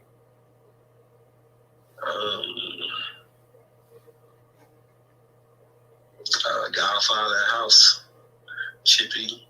4. Godfather. I used to love it. House music. 5. Wow. I Can't Turn Around. Okay, that's fine. Let me get away from the music for a minute and talk about your hometown. I mean, man, Chicago is a hell of a place. I'm New York, so I'm gonna always go for New York. I'm not disrespecting Chicago. I have a son from Chicago, but a son from Chicago. My baby son resides in Chicago. But Chicago is a hard city, man. Tell me what's going on with the crime and all of the stuff, in your opinion.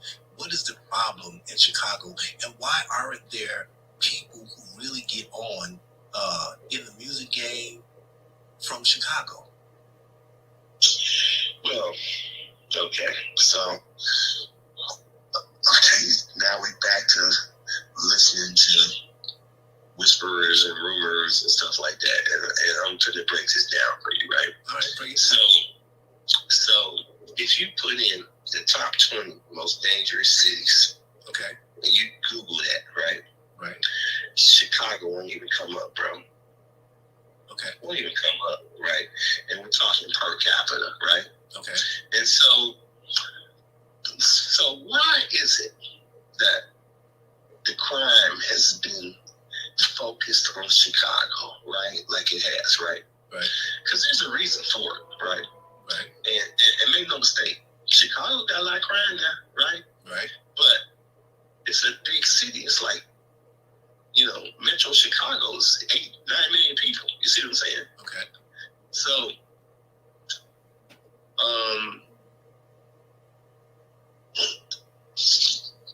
there is crime, just like in any big city. There's crime in New York. There's crime in LA. It's everybody knows the crime cities have been like Detroit and St. Louis and New Orleans, and these per capita are always at top in the most dangerous cities list. Right. So why has Chicago been pointed out? And quite frankly, there have been years where Chicago crime was way worse than it is at certain points. You see what I'm saying? Okay. So, yeah, I'm gonna tell you, right? It all started when Obama got elected, bro. Right? So the Republicans wanted to embarrass him because he won, and they were upset that black man won this race, right? Okay. And because he's from Chicago, they want to embarrass him being from that city. And so constantly Fox News, starting with Fox News, constantly pointing out crime in Chicago. Well, guess what? It was crime happening in Atlanta. It was crime happening in Flint, Michigan, there's crime happening. In Miami, it was crime happening. And these cities have more crime than Chicago per capita, right? Right. And to this day, get your Google on. You Google while you're talking to me. You put in top 20. Let me know when you come to Chicago, right? That's being statistically more crime. But if you ask anybody in this country, which is the city got most crime, everybody gonna say Chicago. Right. Because the Republicans had an agenda, they focused in on the agenda, and they got with their fake news, and they pounded it into American culture about Chicago. And that's the truth, bro. Period. Wow. That's the truth. I mean, I'm not going to argue with that. What I will say is this. Chicago is dangerous as fuck. Bottom line, like, you know, statistically speaking, you might be right. I've printed some of the statistics and the stats in my magazine, and I think like Springfield, Illinois is like when you get, by the time you get to Illinois, Springfield. Well, you know what they say, numbers don't lie, people do. Yeah, I get it. But like Springfield is like number 11 or number 12 when you get to Illinois. There are other cities that you have named but the magnitude of the violence in Chicago is unlike any other because you can just get shot for sitting in your car. Like you could be. Oh, look, bro. They just shot somebody on Melrose Avenue. You didn't even hear about it. Wow. In a shoe palace. Wow. On Melrose in LA. Wow. Came out and shot. You didn't even hear about it on the news, bro. Unless you're in LA. Wow. Chicago, whatever happens in Chicago is national news. And that's my point to you, brother. Wow. Don't get fooled by what they're doing. Okay? I'm not. How you say you gotta be woke? Right. Wake up. Okay? Because it's crime all over this country. Now, is there a crime surge all over this country? Absolutely. I'm not sure if the pandemic is part of that or what the reason is. Obviously, we got rioting and looting these past, couple of years as well. I'm sure that spiked up, the crime statistics and things like that. But make no mistake, anything that happened in Chicago is highlighted nationally. Nowhere else is it done like that. Yeah. So understand that part. I mean, I get it. But, okay, let's take away the statistics and let's talk just about people. Young black men. What do you think the problem is with young black men to make them be so in love with crime? As far as the shootings and the robberies and carjackings, what kind of mentality do you think that is? And is it fixable? Oh, wow. That's bro, we going into this conversation? I mean,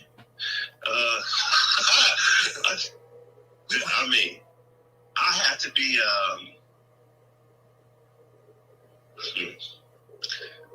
it goes back to systemic racism, bro. Okay. It really does, how are we going to jump from that into what's going on when black folks are constantly being not afforded the opportunities that others are, and you have people who can't eat, can't feed their families, can't feed their children, and puts them in horrible predicaments. Now, of course, there's just spontaneous crime as well, which, of course, all crime is horrendous. But make no mistake, we black people specifically have been put in almost like a trap, and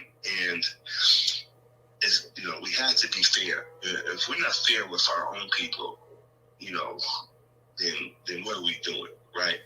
And so we don't have the jobs, we don't have the opportunities. People are poor, people are starving. We're going through a pandemic. It's a horrible time. And then what's going on in Chicago with the police, they're not working for the mayor.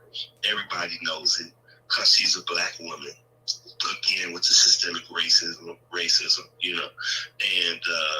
and sexism and everything else that comes with it, So it's a culmination of a lot, bro. It's a culmination of a lot. And I think that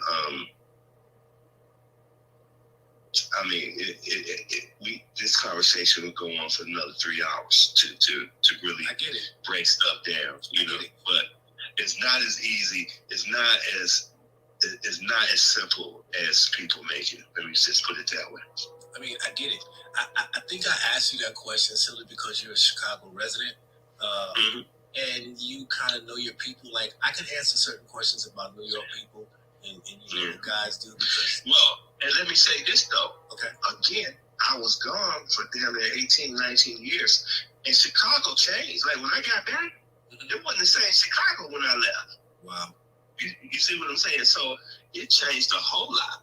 You know. So even though I'm a Chicago resident, if you ain't here, you don't know what's going on. Yeah. You know what I'm saying? And but when you come back, you can surely see shit ain't the same. Yeah. You see what I'm saying? Yeah, it's like that for me in New York. Like, I'm in between states all the time, and I know I left one time and I stayed gone because my magazine is a quarterly. We come out every 3 months, so I remember leaving one time and then going back home within the 3-month period, and all of a sudden, bam, it's Bloods and Crips, and I'm like, what the fuck? Like, we never had gangbangers. Like, that was just something that New Yorkers didn't do. Now it's dominated with that. So really? Yeah. Wow. Man, that's interesting. Yeah, it's like, I was just talking to some people that you see, I was like, really, LA? They're like, yeah, man, it's crazy, you know. And that's how I know about the shooting on Melrose. I'm like, for real? Because of course I didn't hear it on the news. Yeah. Believe me, if that would have been in Chicago, I'd been all over the damn news, right? Yeah. But yeah, so yeah, man, it's difficult times, it's strange times. But to make no mistake, 3 years of being in a pandemic is causing some strange reactions as well. Yeah. We're in unprecedented times, brother. Yeah. I agree. And so you have to acknowledge that part as well. I definitely agree. So tell me, what is Wayne Williams doing today? Today, I have an R&B and pop. I have 2 artists, R&B, one R&B and world music, and another one, a girl who's R&B / pop. And so what else? I'm still DJing. I put on a festival once a year with my crew. Just worked on a documentary about the picnic event that I do that's being shown in film festivals currently. What else? I work with a label called Tease Box and Mirror Bomb, and do dance. This Terry Hunter's label, and I do A&R for that label. And so just, keeping myself busy, brother, grinding. I mean, that's the best thing to do. Let me ask you, how easy or how hard would it be? Like, if a brother's trying to get a record deal or you're making songs or whatever, would that person bring the song to you? And how easy or how hard is it for a person to actually get signed? Oh, shit. Well, now I think, the game has changed totally. You don't have to get signed. You can just do your own thing. Yeah. Distribution companies out here. Okay, y'all must be bored because I see y'all not paying attention. What happened? Y'all lost interest? Did you guys lose interest? I went from 100 to down to 52, now back up to 67. What happened? I had 112 in here? Y'all just decided like, nah, let me get off of this. Should I continue or should I stop? You guys are funny. But I do have something to play for you guys. Okay. You guys are too much. You guys are too much. So I have something else to share with you guys.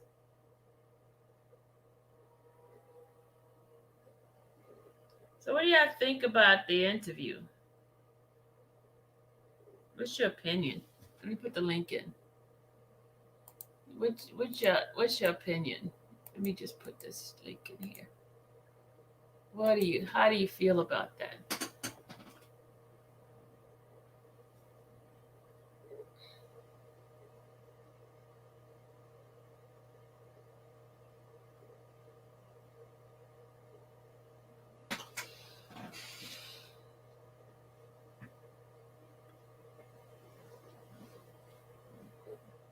She said, "Stop, please." Okay, I do have something to play for you guys.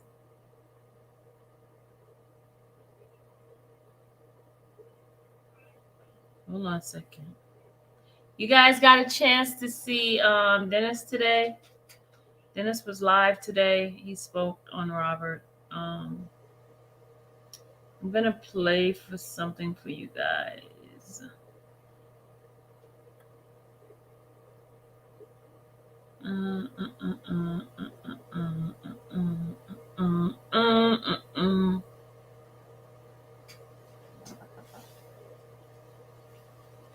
Hold on.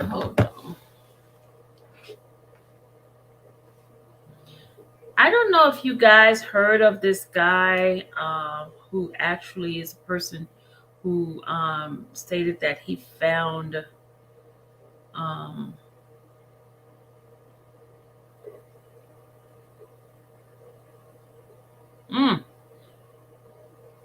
listen to this, y'all.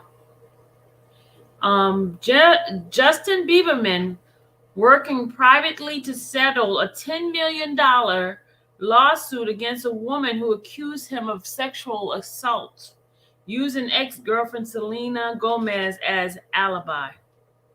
Did you hear that? Justin Bieber working privately to settle a $1 million lawsuit against a woman who accused him of sexual assault, using ex-girlfriend Selena Gomez as an alibi. Let me tell you something, Justin. I don't know about settling, because they're gonna come back after you after several years and file criminal charges against you. So I wouldn't settle. I'm just saying.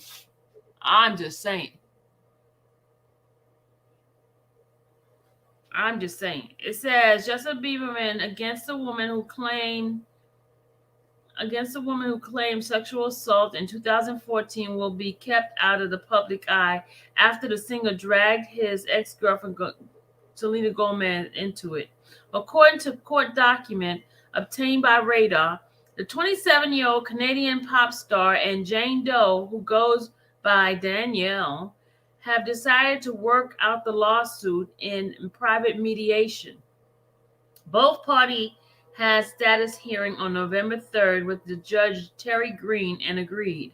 Woman fires back at Justin Bieber's lawsuit, accusing him of lying about Met Gala assault.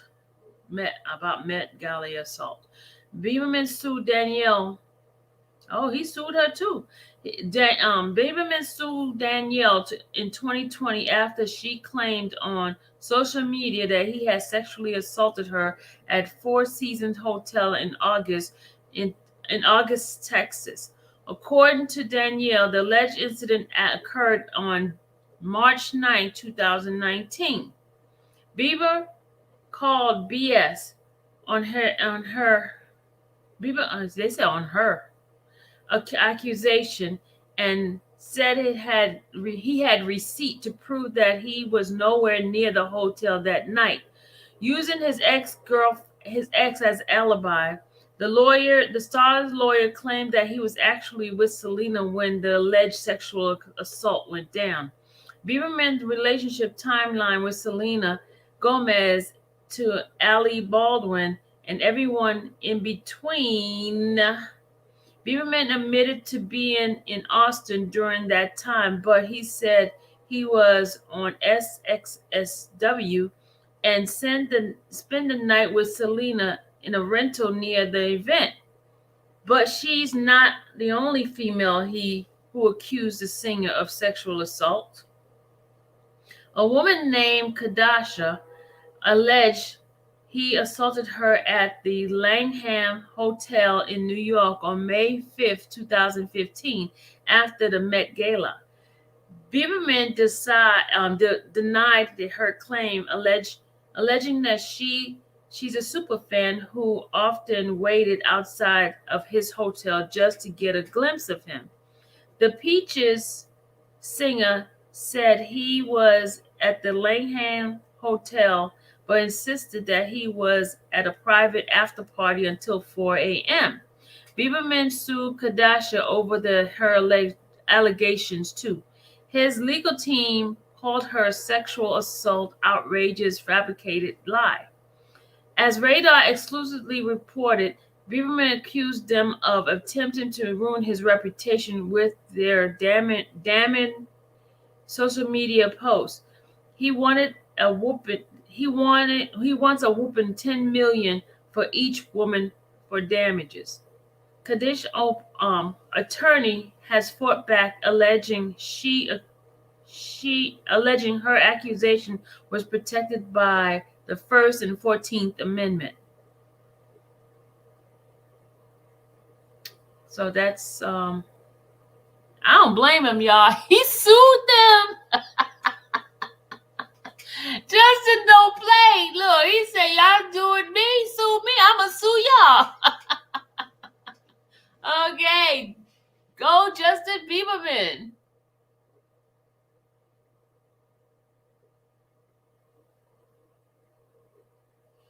Go Justin Bieberman. He sued them for $10 million.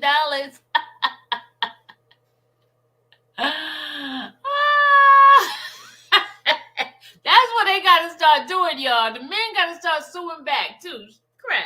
Y'all stalked me and then I'm going to y'all lost your mind.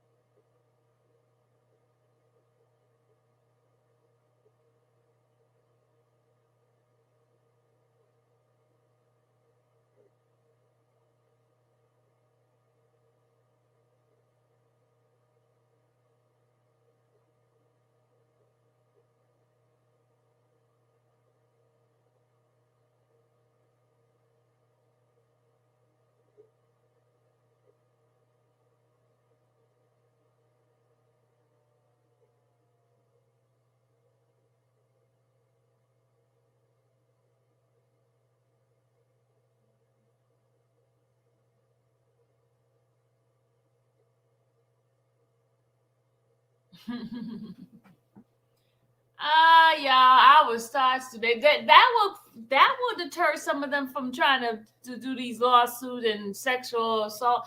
Come on, how come all these women all of a sudden doing extra sexual assault? Come on now, y'all, stop. Your punani is not worth billions or millions. Stop it with that punani shenanigan.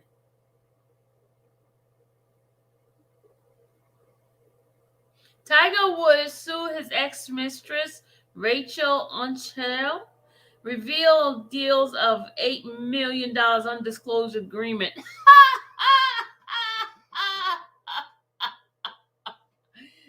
my God, that's what the guys is gonna have to start doing, suing the crap out of them. They need to start suing the crap out of them. Because this is ridiculous. Every time it turn around, they trying to sue these men. Yeah. Start suing them. You see, they'll stop that nonsense and they start losing these lawsuits. You'll see. Bankrupt them. That's right. Don't let them get away with it. Don't let them get away with it. Start suing the crap out of them, y'all. Start suing the crap out of them. Maybe then they'll stop the nonsense.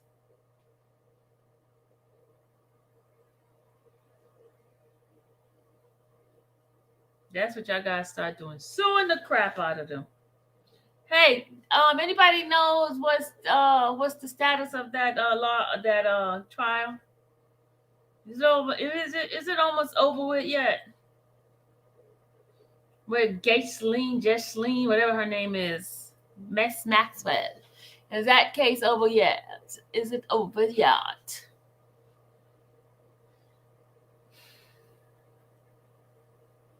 Ghislaine, Galen. I don't know how to say that lady's name. Let's see.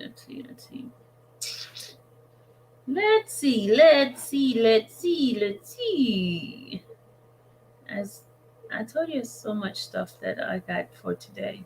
But I am going to play one more thing for you guys so you guys can hear. Oh, say they how do you know that she's going to prison? How do you know that, sir?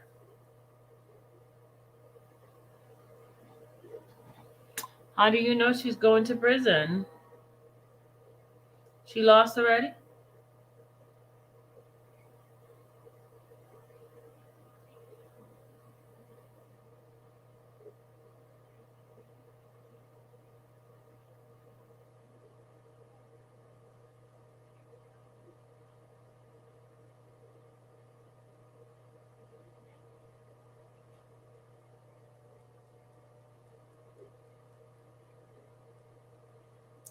Hold on, y'all. Come on.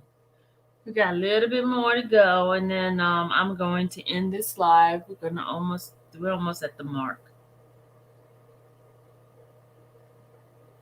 Okay, the trial resumes on Thursday, December 16th.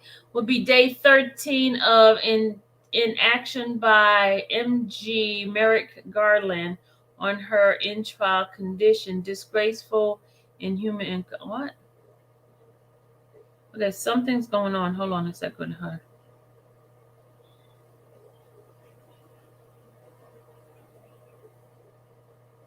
Hold on a second, guys. Hold on. Just 1 second. 1 second. 1 second. 1 second. Oh, it says here, gasoline, whatever. Gasoline treatment at MDC continues to violate the Nelson Mandela rule, a United Standard minimum rule for the treatment of prisoners. This isn't claimed by U.S. It is a fact. Rule 1, 13, 22, 23, 43, 45, and 61 of Nelson Mandela rule. Shame on America. Uh-oh. No prison shall be subject to. All prisoners shall be protected from torture or any other cruel, inhumane, or degrading treatment or punishment for which no circumstances whatsoever may be invoked as a justification. The safety and security of prisoners, staff, service provider, and visitors shall be ensured at all time. So they're saying that the prison has violated the United Nations standard of minimum rule for treatment of prisoners, and this was done by, it's called the Mandela Rule. So all those who are part of the United Nations should abide by those rules, no matter who they are. Okay. It says prosecutor did not call their main witness on the Ghislaine chat. Dershowitz said that they did not call the main witness. I wonder why. Because she lied. Just asking for a friend.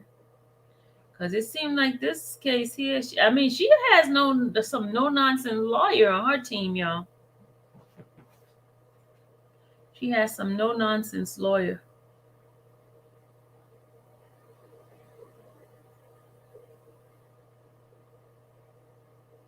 Oh, wow. They got Merrill B. Garland, United States General. They wrote to him saying, "Dear Attorney General Garland," it says, "appeal for immediate improvement of day-to-day trial condition for Ghislaine Maxwell, detained at the Metropolitan Detention Center, MDC, currently standing trial in the Southern District of New York Court.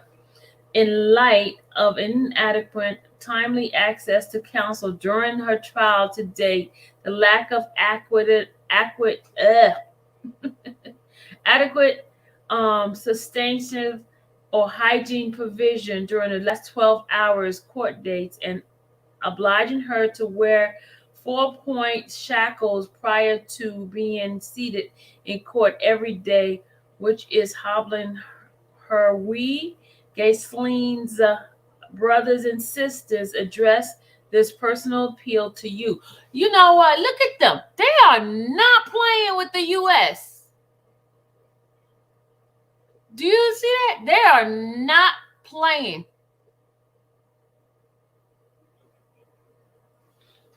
Let me tell you, they wrote the family wrote to Merrick B. Garland, Attorney General, U.S. Department of Justice, 950 Pennsylvania Avenue, Northwest, Washington, D.C., 20530. They wrote to saying the condition that she is in has been awful. And then they said, we do so in your capacity of Attorney General with a direct responsibility of bureaus of prisons,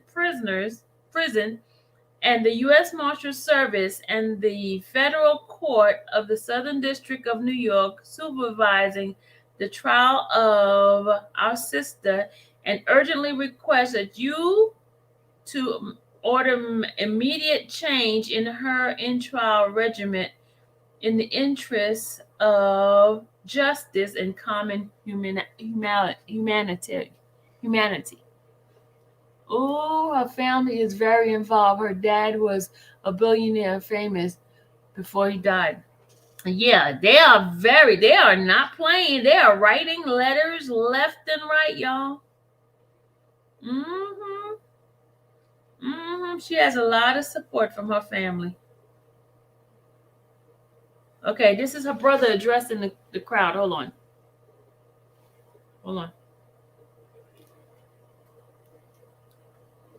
Bread, maybe a Kraft slice, and a banana. She receives a couple of pieces of bread, maybe a Kraft slice, and a banana or an apple. And that is literally everything from 6:30 in the morning to 7:30 at night when she gets back to the detention center. And it is simply inadequate sustenance. And so we don't understand how it is possible that everybody washes their hands of that problem. The judge says it's not her problem, even though it's happening in her courtroom. The Marshal Service say it's not their problem. They blame the Bureau of Prisons. The Bureau of Prisons says it's not their problem because she's off-site. So the only person who can make a difference and who is responsible for everything here is Merrick Garland, the Attorney General. Because the Department of Justice is responsible for the Marshal Service, it's responsible for the Bureau of Prisons, and it's responsible for the fair administration of justice. That's what it's about. And so we've simply asked it to organize that the Bureau of Prisons gives her a food parcel every day with something nutritious and not a moldy boiled egg. And we don't see why that even has to be asked for. The third thing that we've requested is that she be allowed access to counsel when the court has risen. Right? So what happens at the moment is at the end of the day, she is whisked off, back to the pending cell, back to the vehicle, back in shackles, driven to the detention center. And sometimes she waits 90 minutes in shackles before she gets back in to the facility. And what we're asking for is 30 minutes every day when she can speak to counsel when the jury are not present. It's a pretty basic right of being able to consult outside of the actual court sitting. So those are the three things that we've asked for. The buck stops with Merrick Garland. Right? He has to make very simple decisions to sort this mess out. Our sister has been in pre-trial detention for 522 days. She is in the care of the Department of Justice. If that isn't... Okay, y'all. That family don't play. They are very, very, very much involved. Everything they talk about, very involved, y'all. I'm going to see.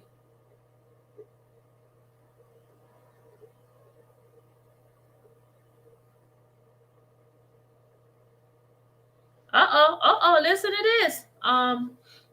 This guy, a North Carolina man, has spent 24 years in prison for a murder he didn't commit. So his name is Dante Sharp. He was set free on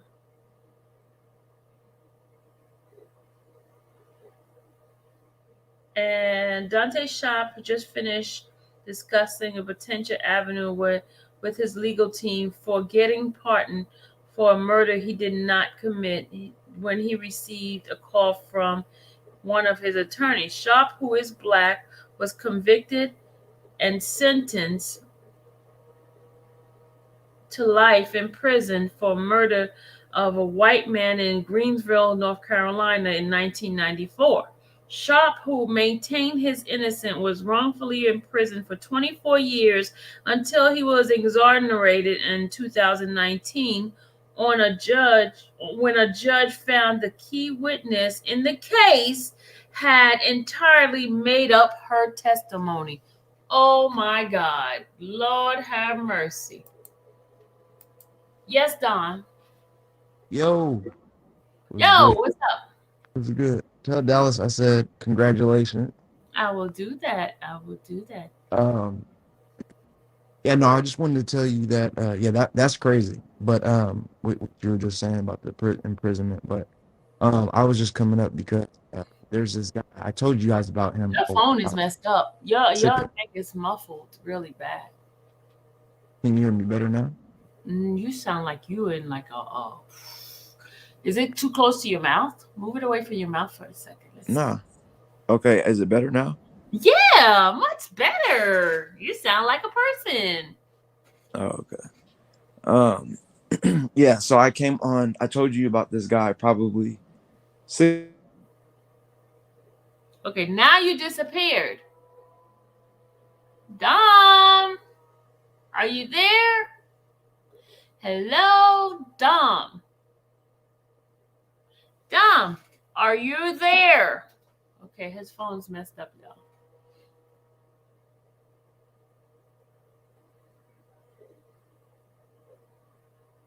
Okay, he's back. Welcome back. Okay, can you hear me better now? Yes. I just got a call. That was my bad. But no, a few months ago I had told you about this guy. He's a white guy and he is a billionaire, and he's from the I believe it's the Virgin Islands or one of the two. And basically he what he was doing is, I guess they said that he would funnel in his money. He would have all these, hot models, young, whatever. And he was like basically doing what he wanted with them, I guess. And so one person actually went on he was the videographer for him. So like this guy hired him and he was like, I just want you to, film and take pictures and, whatever, having a good time, whatever. And he actually went undercover one time and was recording him, like his interactions with like women and things like that, like how he was treating them. Mm-hmm. And this was a white guy, and he was like doing it to pretty much all races, but he really liked black women.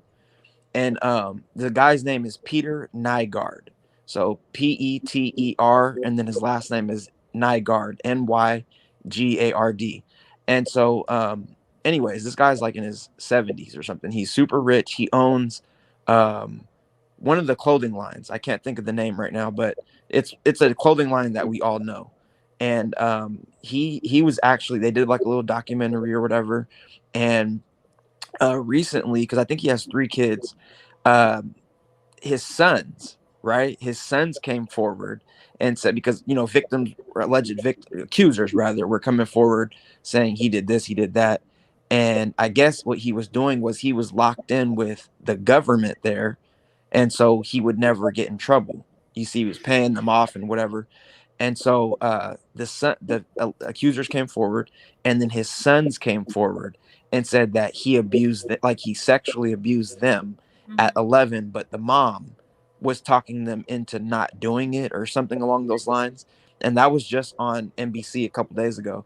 And so my point is that in October, last a few months ago. He was actually arrested and charged with racketeering, rape, all that stuff. So it's interesting. So he's being held in Canada. So if you guys are interested in that case, you should follow it, or you should even cover it, because I want to see what they're going to do with him. You see what I'm saying? Because he's charged with racketeering, 9 counts. Yeah, I see. I'm looking at it right now. And if you go to Sylvia, I don't know if you can stream it, but if you even just play, I'll send you the. He was with girls under 16. Yeah, they're very All young. of the alleged victims were under 16. On January 27, 2020, Negar faced 2 separate lawsuits after being accused of sexual assault. On February 13, 2020, 10 women filed a class action lawsuit against Negar in New York, alleging that he had raped them at his Bahama residence. Yep. The alleged attacks took place between 2008 and 2015. The women were also alleged that he maintained a sex trafficking ring, and that 7 of the women were under 18 when the attack took place. On February 14, 2020, it was reported that the Bahamian police were investigating the allegation made by the 4 of the women in the class action suit. On February 25, 2020, the New York headquarters of Negar's International were raided by the FBI and the New York City Police Department in connection with the sex trafficking claim. After these, Negar announced that he would step down from the company and devise his ownership interest. However, in March 2020, a judge said that there was no evidence Negar had actually resided, and he still owed 100% of the share, regard Negar group of companies. On April 20th, 2020, 36 new women joined the class action suit, bringing the total number of plaintiffs in the sexual assault act to 46. On June 17, 2020, it was reported that 11 more women joined the class action suit, bringing the total of plaintiffs to 57. On July 9, 2020, Negar filed a motion to dismiss claims of 52 of the plaintiffs, stating that numerous deficiencies barred them from the claim. In particular, that the claims of 50 of the plaintiffs lacked any connection to New York. He also argued, see, that's the same thing they should have did with Roberts. Yeah. So okay. So what's crazy is his son is mixed. His son is light skinned like me, and he's on national TV. So what? He's light skinned. Why you gotta say that? I'm just telling this color thing here that you always. It's not. But what I'm trying to say is, his son. Okay, I'm just telling you. So, but my point is that I want to see what they're going to do, because he's charged with racketeering and stuff. You see what I'm saying? And it's just crazy. Let me finish with this. Yeah, go ahead. Hold on, let me finish. Also, he argued that the statute of limitation had expired for 38 of the plaintiffs. On August 17, 2020, Negar was sued by 2 of his sons on the accusation of directing to own sex workers said to be his girlfriend to rape them. On August 22nd, 2020, it was reported that the class action suit had been placed on hold, the U.S. government having requested a stay on proceeding while the criminal investigation was ongoing. On December 15, 2020, it was reported that the talent agent Jonathan Barham, the Warren and Barham Management LLC agency, and the Instagram model Sulene Madeira were named as alleged co-conspirator in the Peter Negar allegation sex trafficking scheme in 2 separate lawsuits. On December 15, 2020, it was reported that Negar had been arrested in Winnipeg for extradition to the U.S. to face charges of sex trafficking by U.S. Attorney office in Manhattan. On February 5th, 2021, Nagar was denied bail and faced extradition to the U.S. On February 18, 2021, it was reported that the new lawsuit had been filed by one of the class action plaintiffs, which named Peter Nagar's niece, Angela Dybone, as an alleged co-conspirator and in the alleged sex trafficking scheme. On March 26, 2021, Nagar was denied bail for a second time. On April 2021, it was reported that Nagar would face an extradition hearing in November 2021. On October 1st, Peter Nagar agreed to be extradited to the U.S. to face the charges against him. The same day, Nagar was charged by Toronto police with 6 counts of sexual assaults and 3 counts of forcible confinement. On December 17, 2020, 2 days after Nagar's arrest, it was reported that Discovery Plus was releasing a series about Nagar's life entitled Unseemly, the investigation of Peter Nagar. And the documentary aired on February 2021 and featured interviews from journalists, attorneys, family members, and former employees of Nagar. On January 25th, 2021, CBS Podcast released its first episode of their podcast, Evil by Design, about the allegation against Nagar, and the podcast included interviews with the alleged victims. Okay. Yeah. So basically, so I told you about this probably like 6 months ago. I brought this up, and I think we just didn't cover it, but because this was prior to him being arrested, and so because I had ended up watching the documentary, and so what he was doing was with his fashion brand, he was getting very young girls like 12, whatever, 13, for them to model his brand, and then he would take advantage of them and lure them in, whatever he was doing, and see, now it's one thing, like I said, like how with Drea and her kids is getting them to talk on TV about their father and this, that, and the third. That's wrong. You see what I'm saying? But in this type of situation where this kid was taken advantage of, sexually molested by their father, that's a different story. And that's what he was saying. I guess he was like on TV saying that he was like setting up rape for the kids or something like that. Some crazy, I don't know, but it's a good story. Like if you got, not good story, but it's interesting. Like if you guys want to follow that case, you definitely should, because what I find interesting is this guy's a billionaire. He is famous. I mean, he's famous. He's not as famous as R. Kelly, but why aren't they covering his case like they covered R. Kelly? You know what I mean? Mm-hmm. Yeah. Yeah. So it's weird how they do that. So I think, I don't know, but like you said, a lot of those women, they did a class action lawsuit against him. Mm-hmm. So I don't know, but my question is, say some of these people has been since like years and years ago, right? Why did my whole thing, I'm still at the, I'm just like the rest of them. Why didn't say anything back then? Yep. Well, see, they were saying that they were scared of him, and he was like, how poorly he treated them.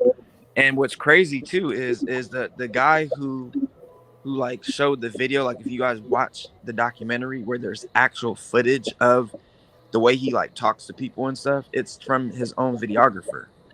And you can find the interview of the videographer like explaining how how he was with the with the people. And but see, I guess they were saying that the reason why he was able to get away was because, like I said, he built a whole compound.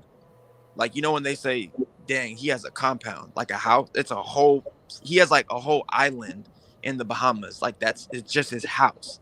And if while they like show the videos and stuff, his house is crazy. And so I guess he was like paying, he was like friends with the actual like government and stuff.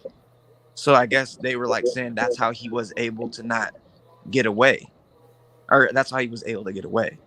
But I mean, I So don't why know. are these ladies taking these pictures with him? They look like they're all like loving on They him. are. It look happy, yeah, of course, Yeah, most definitely. I'm just And trying some, to figure out the heck like, is going on. yeah, on the documentary, some of them were like, "This happened in 1981." And I'm like, "Yo, that's crazy to me." Like, I'm still like, you can't just come out 45, 50 years later and say that. Like, that's fucked up. Or excuse me, Yeah, that's messed up. he has. Sorry. Yeah, you got to watch your mouth on here. Seriously, now you That's got messed up. extra cussing. Yeah, I'm My gonna have to ban you from being up here. No more cussing, okay? No, bad, but no still, using the N word, none of that, okay? yeah, 50 years ago, like that's not right. You know, if something happened to you, come out. Why do you have to wait? So I thought that was interesting. So if you guys want to go check it out, it's still ongoing. Yeah, I'm gonna check it out. I am. Where did you see it? So I'm gonna send you the link. I sent it to you like 6 months ago. I'll send it to you again, the actual documentary, where it shows like everything. Like it's crazy. It's really good. It's about 45 minutes long, and I think you would like it. You know, you could cover that or whatever, but it's a really good. Now there's multiple documentaries. I don't know about liking it. I might view it, but well, yeah, I mean, you know what I mean, though. Like you'd be interested in watching it, is what I mean. Gotcha. Yeah, it's interesting. So, yeah. So I think he goes to trial soon. Where's his in New York District too? Yeah, his is in New York. So he actually agreed to being extradited to the U.S. So, okay. I mean, but I don't know. He's like 85. Yeah, send me the link so I can look at it too. Okay, let me see. Okay, so I just sent it to you right there. Okay. And this one was a year ago that they did this documentary, and so, but there's another one that just recently, I guess, came out on Dateline a few days ago, where his son was actually on TV explaining like how he was, I guess, raped by him or whatever and drugged when he was 11 years old. Wow. Look, OJ is released from parole now. He's granted early release. Monday marked 25 years since OJ. Oh, okay. That's what's up.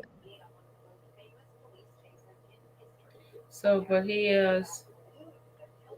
is granted early release from parole. So he is no longer under parole. Man, that time flew that quick.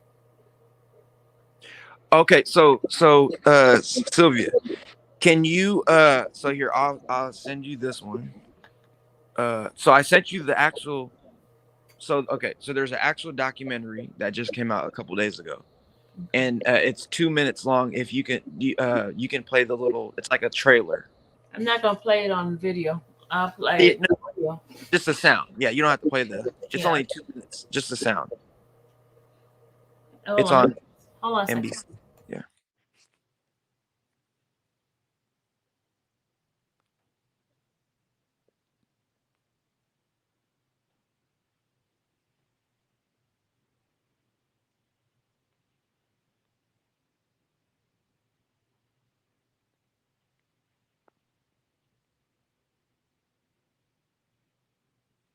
You know what I hate about this? They always put R. Kelly in this stuff. Oh my God. They did? Yeah. Oh damn! I didn't even see. Hold on.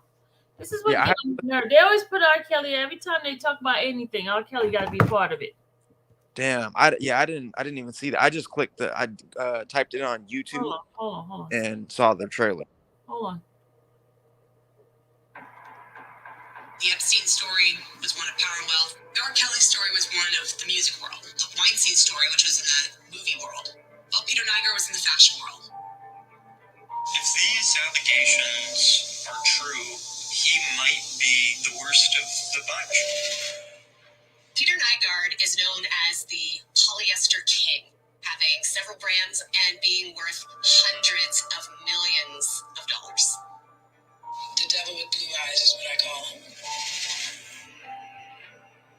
He asked me if I was interested in modeling for him. When we first arrived at his estate, I ended up inside his bedroom. I was 14 years old at the time. This was not a seduction gone wrong. I was yelling, screaming for him to stop. I tried to get out of that room, but I was locked with a deadbolt. I was trapped. He doesn't know what no means. It's a lot of black ladies. Ranged in age from 28 to 13. The amount of people who would have been involved in the operations is staggering. So many times, somebody would stand up to him, and he would destroy them with his money. He finds their weaknesses and he amplifies it and blows it up or threatens you. No matter who you are, bad things are going to happen to you in the world of Nygaard.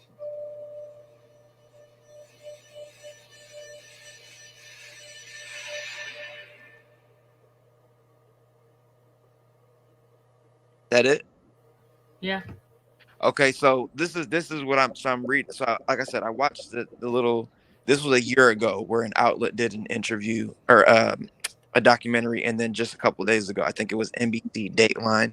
It's called the unseemly life of Peter Nygaard or something like that.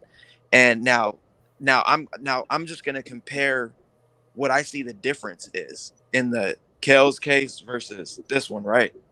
If you pay attention, all of these accusers for this Peter Nygaard, they're all saying things like, I was yelling at the top of my lungs. I was telling him no. I told him no. I told him to get off of me. I told him this. I told him that. I didn't want this to do with it. R. Kelly's accusers, none of that happened. They all said they were happy to be there. So I find that very interesting.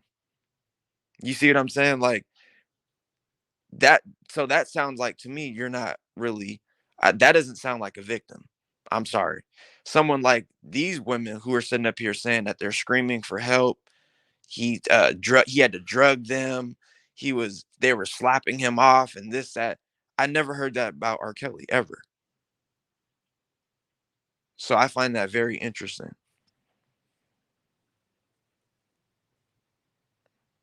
Yeah, Beverly Pill, she's a model. That's his ex-wife.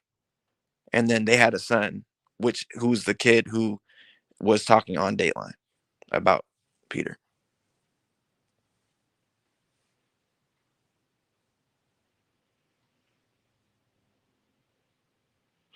However, now, I will say the similarities is that nowadays, if you're wealthy and powerful, oh, you could forget about it. They're definitely going to come after you. Now, that's what I do see the similarities in R. Kelly and this guy's case, is that they're trying to come after powerful, rich men, period. You see what I'm saying? That's the only similarity that I see between the two cases.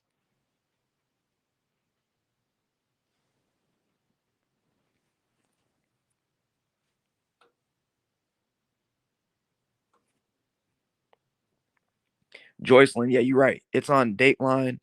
The hold on, let me see. It's called the unseemly in the investigation of Peter Nygaard.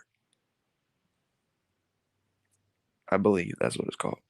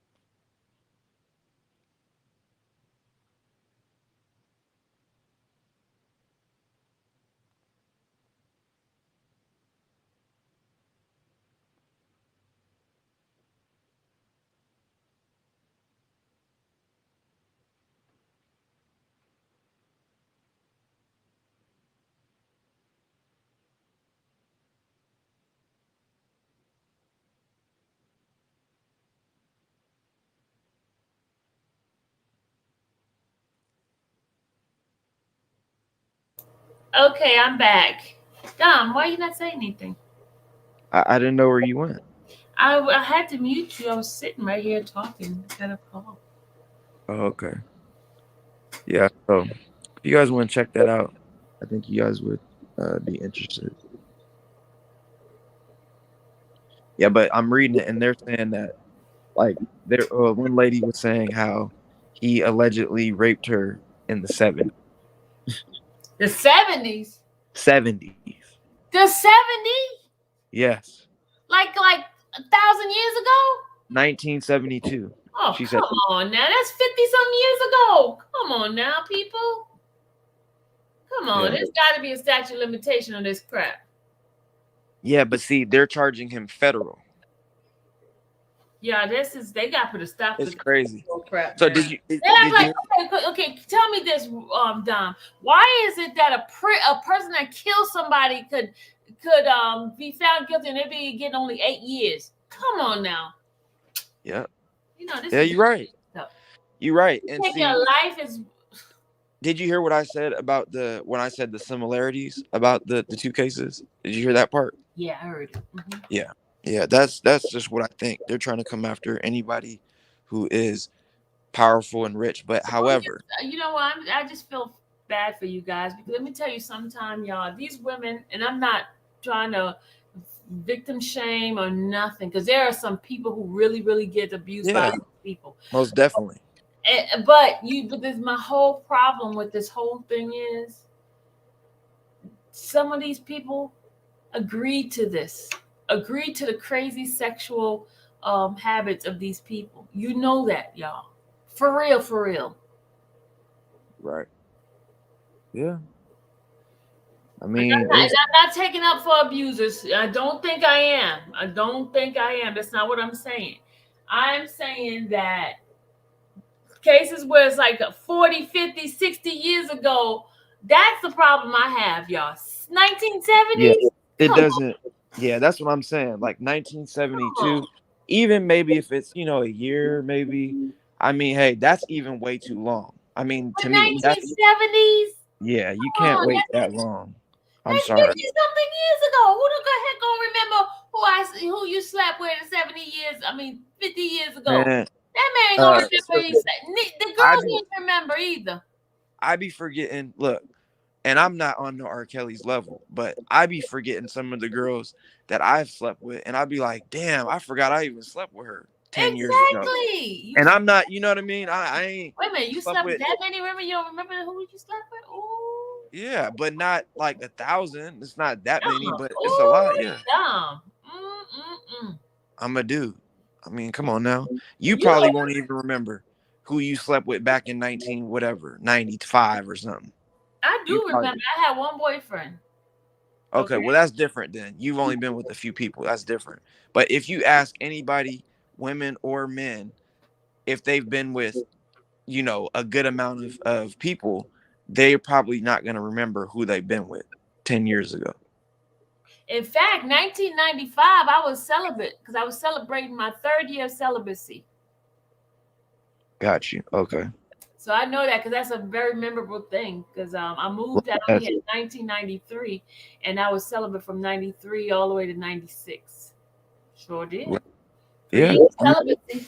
Yeah, that is a lot. I mean, that is a long time. Like, it's just a long time to remember type of stuff. When it's if you've been with 5 people, you'll know, like, okay, I've been with her. That's it. I just can't remember how it felt. Let me stop. It was a joke, Dom. It was a joke. It's all good. Nah, but like, so look. I might forgot if it was good or not. Yeah, nah, yeah. If I remember that type of shit. Some people you can forget. You'd be like, okay, I forget that one. Right. That's funny. Yeah, now look, so like, for example, look, it says one of the accusers, right? Mm-hmm. They called her Sleeper Star. It says Susan, a former Nygaard employee who was one of the earliest of his victims to speak out, is amazingly glib about the night he raped her all the way back in 1972 when She she had Glim. yeah, when she was 19, right up until the moments when he holds her down by the neck and she can't get up. When she says, "I just let it happen," we feel her pain at the memory, which is still very vivid almost 50 years later. Then there's another one, and it says, Jenny, one of Nygaard's accusers, talks about how after she started going there to learn tennis, Nygaard would lock her into his estate and control her. Then She never came out to say nothing before. nothing. Then it says, sex and skin. The descriptions of his attacks are, as we said, harrowing, but they're also depressing because of the fact that the victims needed to hide the attacks for all the common reasons that women did not report rape back in the 70s, 80s, and 90s. They're going to use that as an excuse. Okay. Right. So now they're using that. So, man, I'm telling you something. it's pretty crazy.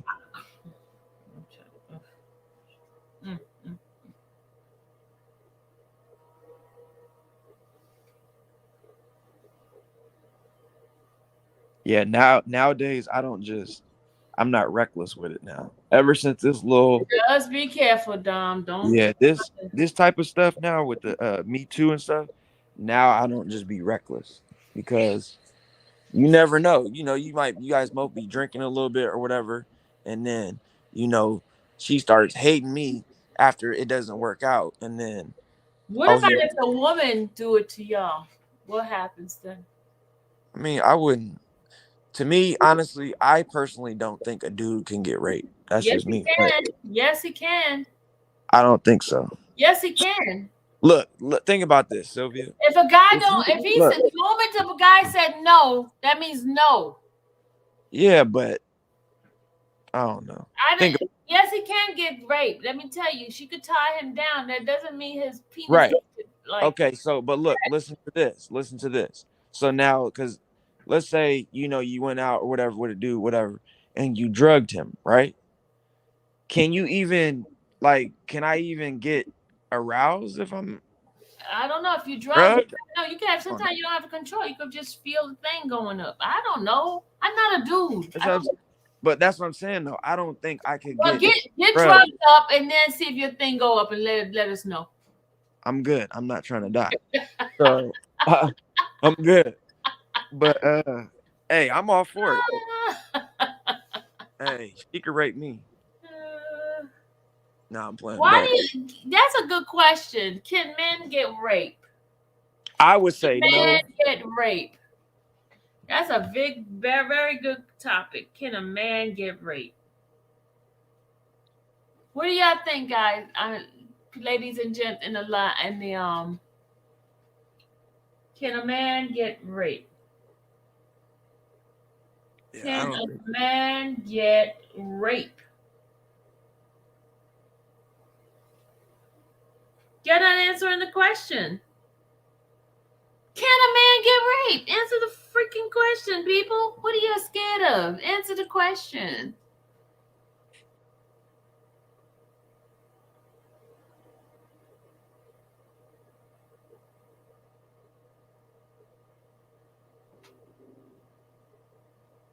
Okay, y'all acting like scaredy cats. Trish, answer the question, Trish. Can a man get raped?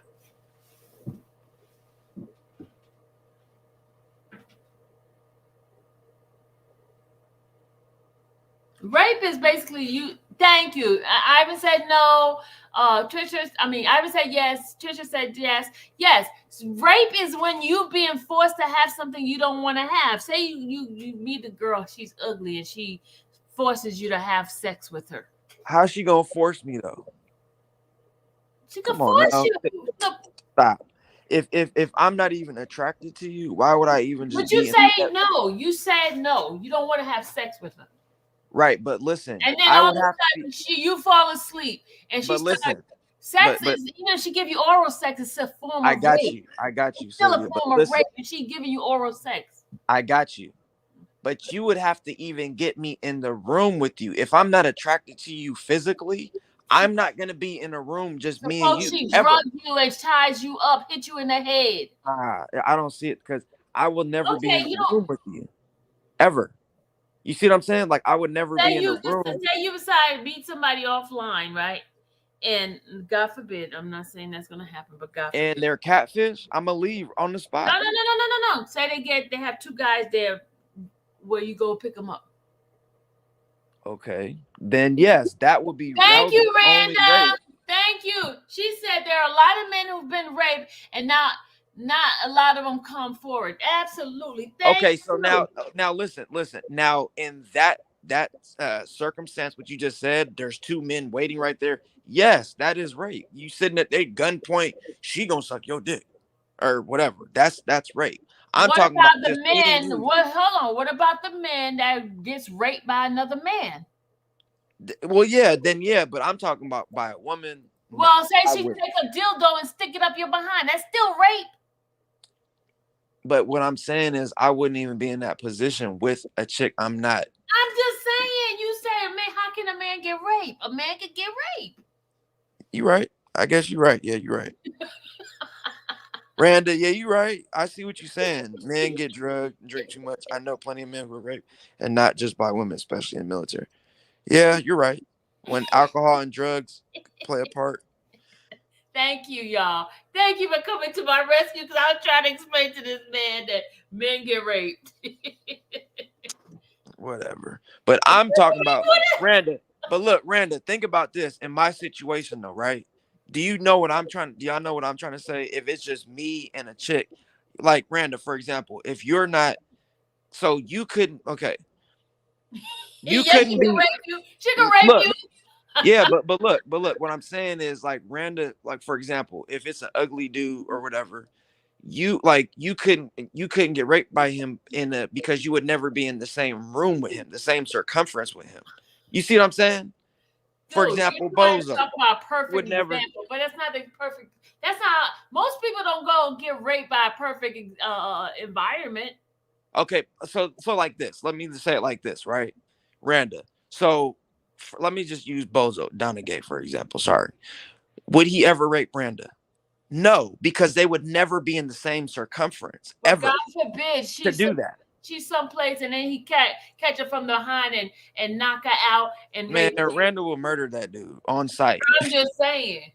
But you know what I'm saying, though. My point is that. Hey, there go another one. There go another. Randa gave you another example. Say if you and a chick and she has a gun. Then yeah, I'm gonna give her the best she ever had. God damn it. So okay, I'm just playing. I'm gonna steal that you gun. just prove my point. Men But can you're get right. raped. You're right.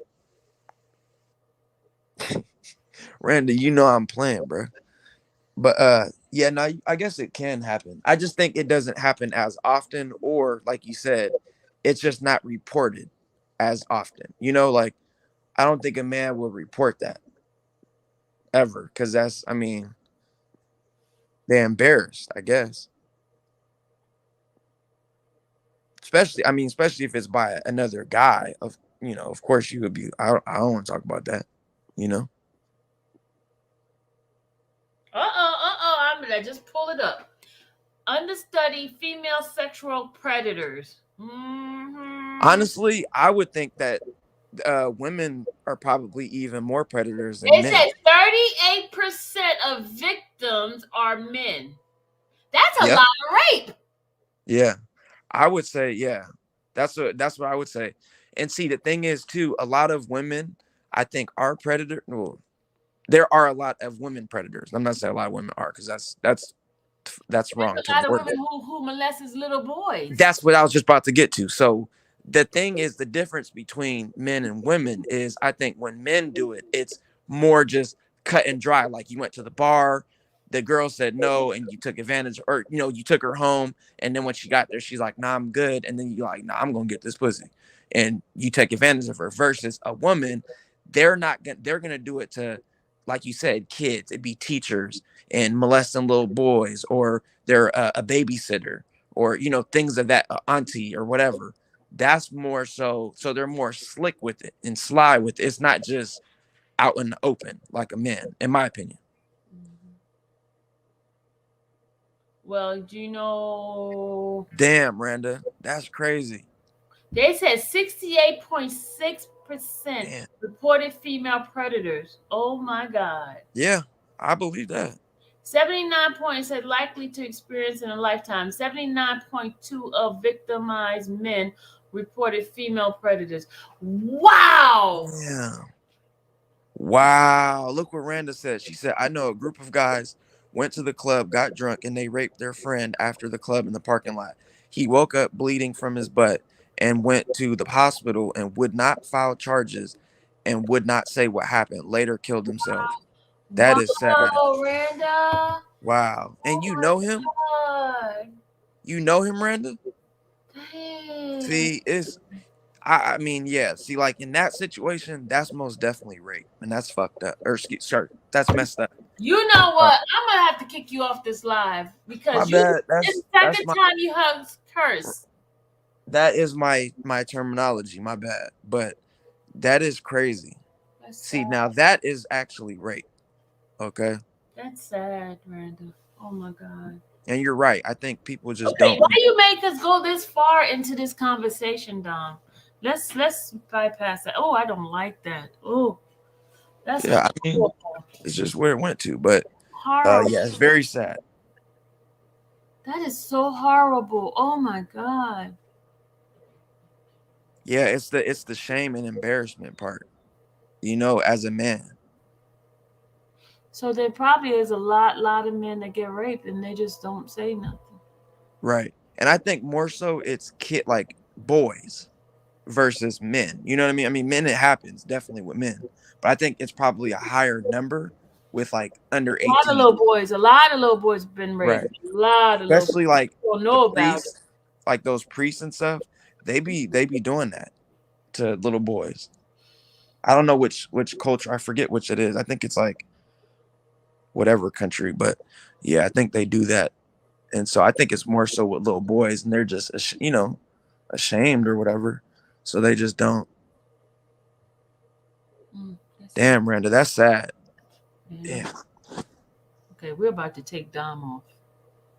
Military. Dang. All right, Randa, you just messed up my mood now. Oh, that's so sad. Oh, Lord. That is horrible.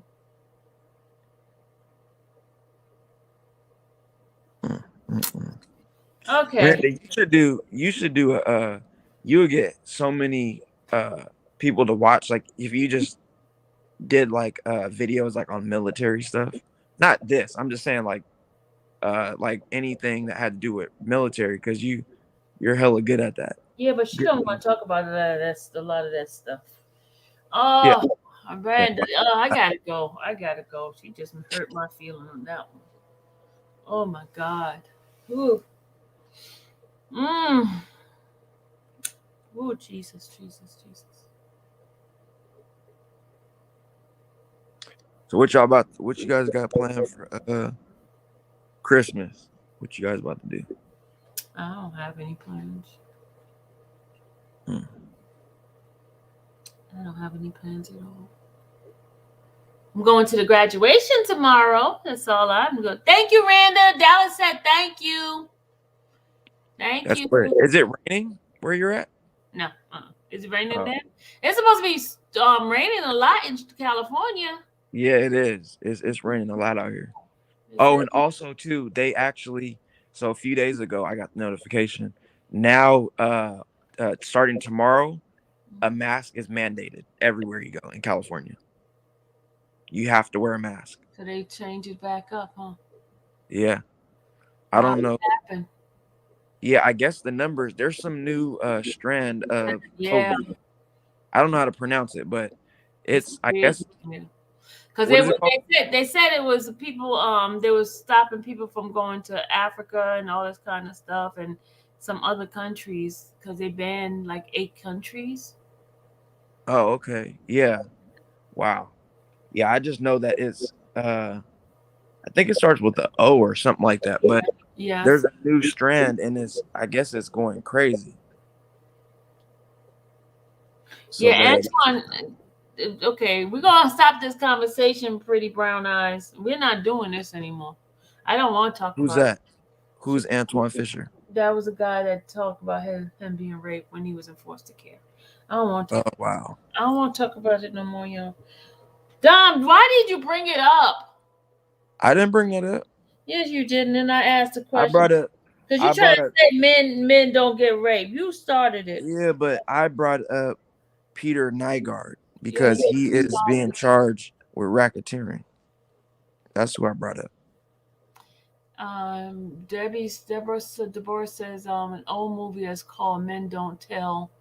There are a lot of battered and raped men in this world. We pray for them. Look at Robert. Robert was raped. Yeah,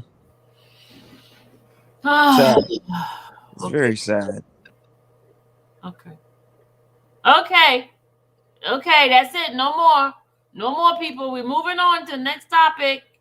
Woo, Yeah, geez. but so are you? Is Georgia under mask mandate as well or no? We've been with mask mandate a long time ago. So everywhere But you no, we're go, not. No. That was New York. I apologize. When I was in New York, they were mandated. got you. Georgia, it's like certain places like the supermarket, whereas a lot of people you have to wear a mask. But like in restaurant, you could take your mask off and stuff like that. But see, Oh wow, okay. I'm vaccinated, so I can go to the restaurant. But even if you go in a restaurant, you have to show your vaccine card, Yeah, I right? have it. See, I took a picture Okay. of it and I have it with me, so wherever I go, I have it. Okay. Did you hear about that they might come out with so I follow basketball. I played basketball, of course, my whole life. So if in case of anyone knows who Kyrie Irving is, he plays for the Brooklyn Nets. And he stood his ground and said, I'm not getting vaccinated. And they said, unfortunately, you cannot play. And we will be withholding your, $35 million until you play. And so he's standing his ground. I mean, he's made a lot of money, so he's not tripping, but so he's standing his ground and thinks that, he's not a sheep and whatever, right? Mhm. So he's been out for about season started. I believe we're like 30 games in, 25 games in. So maybe a couple months in. And now they're saying that he might potentially come back and that there might be some type of organic COVID-19 vaccine.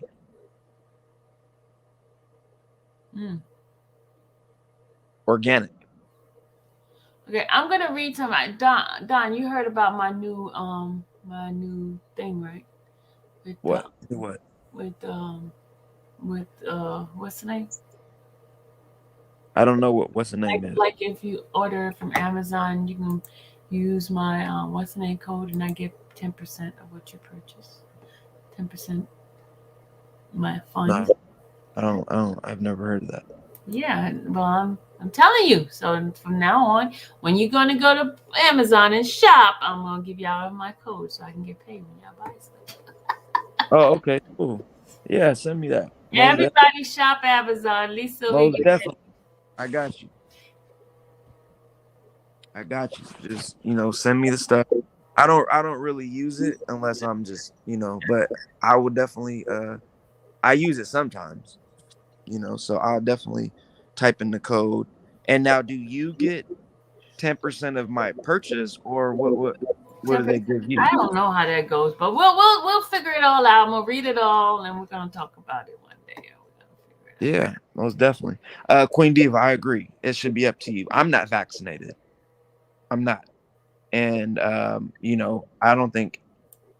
I was forced to. I was forced. See, that's my thing. That's not fair. I'm not with that. It should be totally up to you.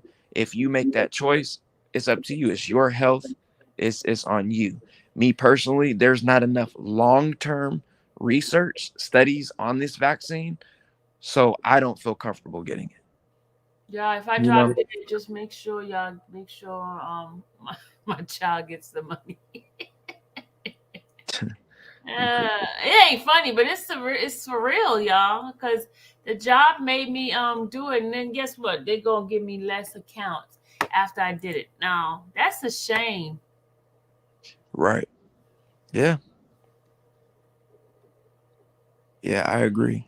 I mean, it's so did you see what Biden did regarding the student loans? What did he do? Now I guess you have to pay them back or whatever. It was like, dude, you said we didn't have to. He lied. He's a liar. He's a Like, liar. this dude be cap.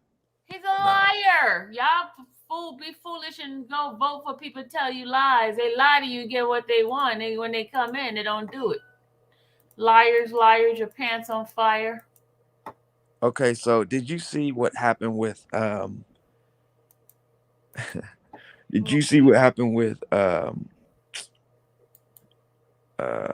Kyle Rittenhouse guy? No, what happened? Man, that dude, something else. What he do? What he do? I'm about to tell you. So this guy is an idiot. Okay. What did he do? You keep calling a man names. I want to know what he did. He's an idiot. So for one, oh my God. Listen, one, you killed 2 people, injured 3 with an AK automatic rifle. Okay, AR rather. That's one. You know what? Okay. 2, you go to trial. What was that? You. If they're running after me with a skateboard and all that, and I got a gun, I'm gonna shoot you. Don't want to be running after me. I got a gun. You gonna run after me? I'm just giving you my take on it. Okay, but it's not like he was at his crib at his own house and saw protesters. Wow, this is amazing. Let me go try to help. You're right. You're right. But you was in a whole different state. You better run. Absolutely, right? So this is my thing though. Let me just tell you how crazy this stuff is. Sorry. Why you see your freaking mouth, man? Stop That's just how I talk, okay? You don't need to be on this panel cussing. I guess not. But look, so look. Okay. He goes to trial, of course. Mm-hmm. He beats the case. He's not guilty. Mm-hmm. Okay, so then LeBron James, he tweeted and was like, man, these are crocodile tears. These are fake tears, whatever he said. That's before he won, yeah. Right, but that is LeBron's opinion. You see what I'm saying? Just because, he's this super famous guy, that does not mean you can't voice your opinion. Okay? He voiced his opinion. He thought they were fake tears. That's what he said, right? Then he gets found not guilty, whatever. He goes on, or no, let me rewind that. So he gets found not guilty, right? Then Donald Trump's people set up a little meeting with this guy, the Kyle Rittenhouse.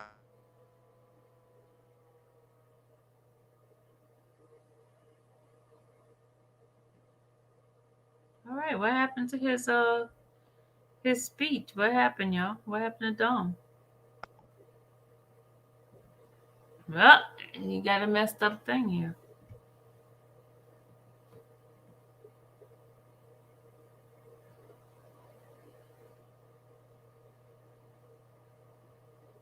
Here he come. He's back.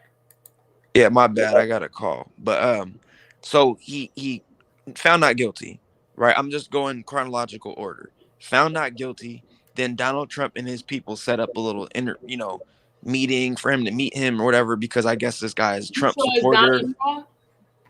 What? You said Donald Trump? Yes, Donald Trump, President Trump. So he met with him? Yes, he met with him. Mm-hmm. They took pictures together, this, that, and the third, right? Because I guess this Rittenhouse guy is a Trump supporter, and he's diehard Trump, whatever, right? They take pictures, this, that, and the third. Okay. After that meeting, right? Breaking news: Kyle Rittenhouse sues LeBron James for $100 million. That's not true. Yes. I heard that was fake news.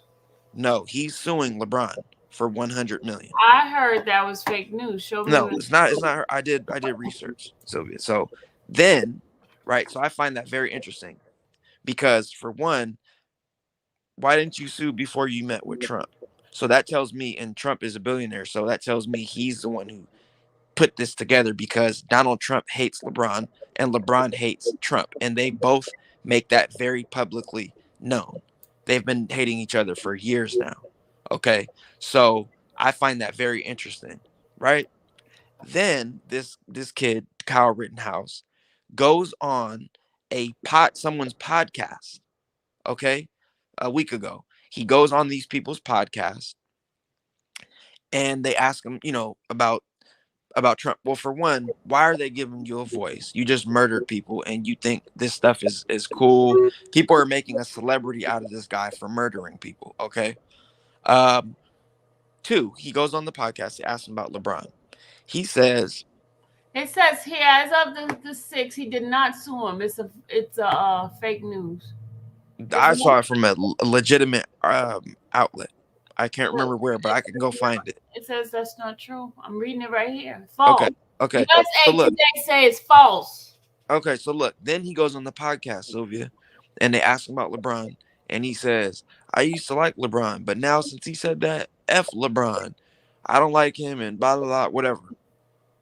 So I'm like, you doing all this, and you murder people. I'm confused why people are giving this man a platform.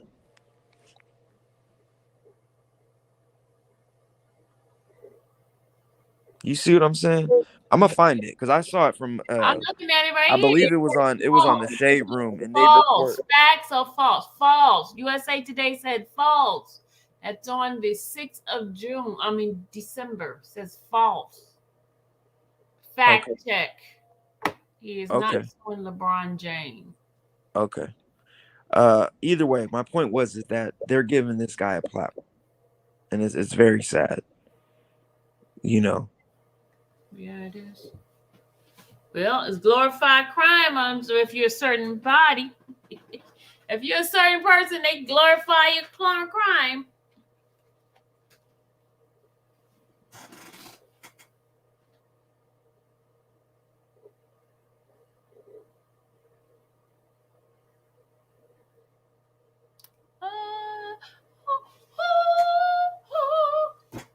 What's wrong with your phone again? Your phone is messed up again. I am a great fan of Idris Elba. I watched a cowboy movie the other day on Netflix. It was so good. Idris Elba. That's my dude, man. That's my dude.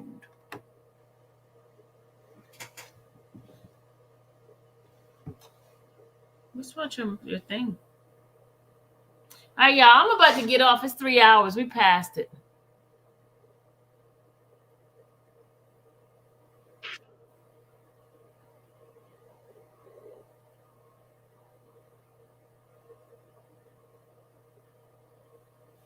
What you looking for? You looking for it to prove he did it or prove not? No. What you looking for? You stop talking? Yeah, no, I was just. Sound like you fell asleep for a moment there. Did you fall asleep on me? No, I was reading. Yeah, you did. You fell asleep. Yes, you did. Tell the truth. You fell asleep, didn't you? No, it's 3:00. I didn't sleep.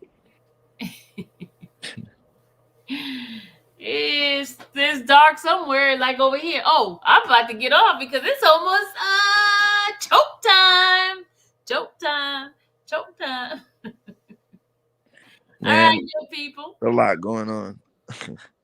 Yeah, I told you I'm going to be joyous today. Joy. Is it countdown now to Christmas? Is it 12th day of Christmas now? It is 12th day of Christmas, isn't it? Or it's 11th day of Christmas left? Okay, day, right? Andrew, what are you talking about? It's 12th day, no, 11th day of Christmas must be love to me. 11 lords are leaping. We are 11 lords are leaping right now.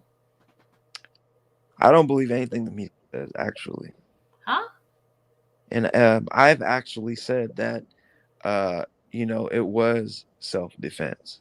However, that's like, if I'm driving down the street right now, Sandra, if I'm driving down the street right now, I have no alcohol in my system, no drugs in my system. I'm driving down the street. It's 11 p.m. at night. It's dark. Someone jumps out in front of me. Boom, you hit them. You will still get involuntary manslaughter charges. No, not really. Yes. As long as you stay there, you won't. Well, yeah, but you still, in my opinion, I think you would still get involuntary manslaughter. But What they're gonna do, y'all, they're gonna check the environment. As long as you don't have any kind of alcohol, drug, or nothing in your system, they're gonna test you, right? And because I know somebody went through that. Now, what the guy did, he hit it, boom, and kept going.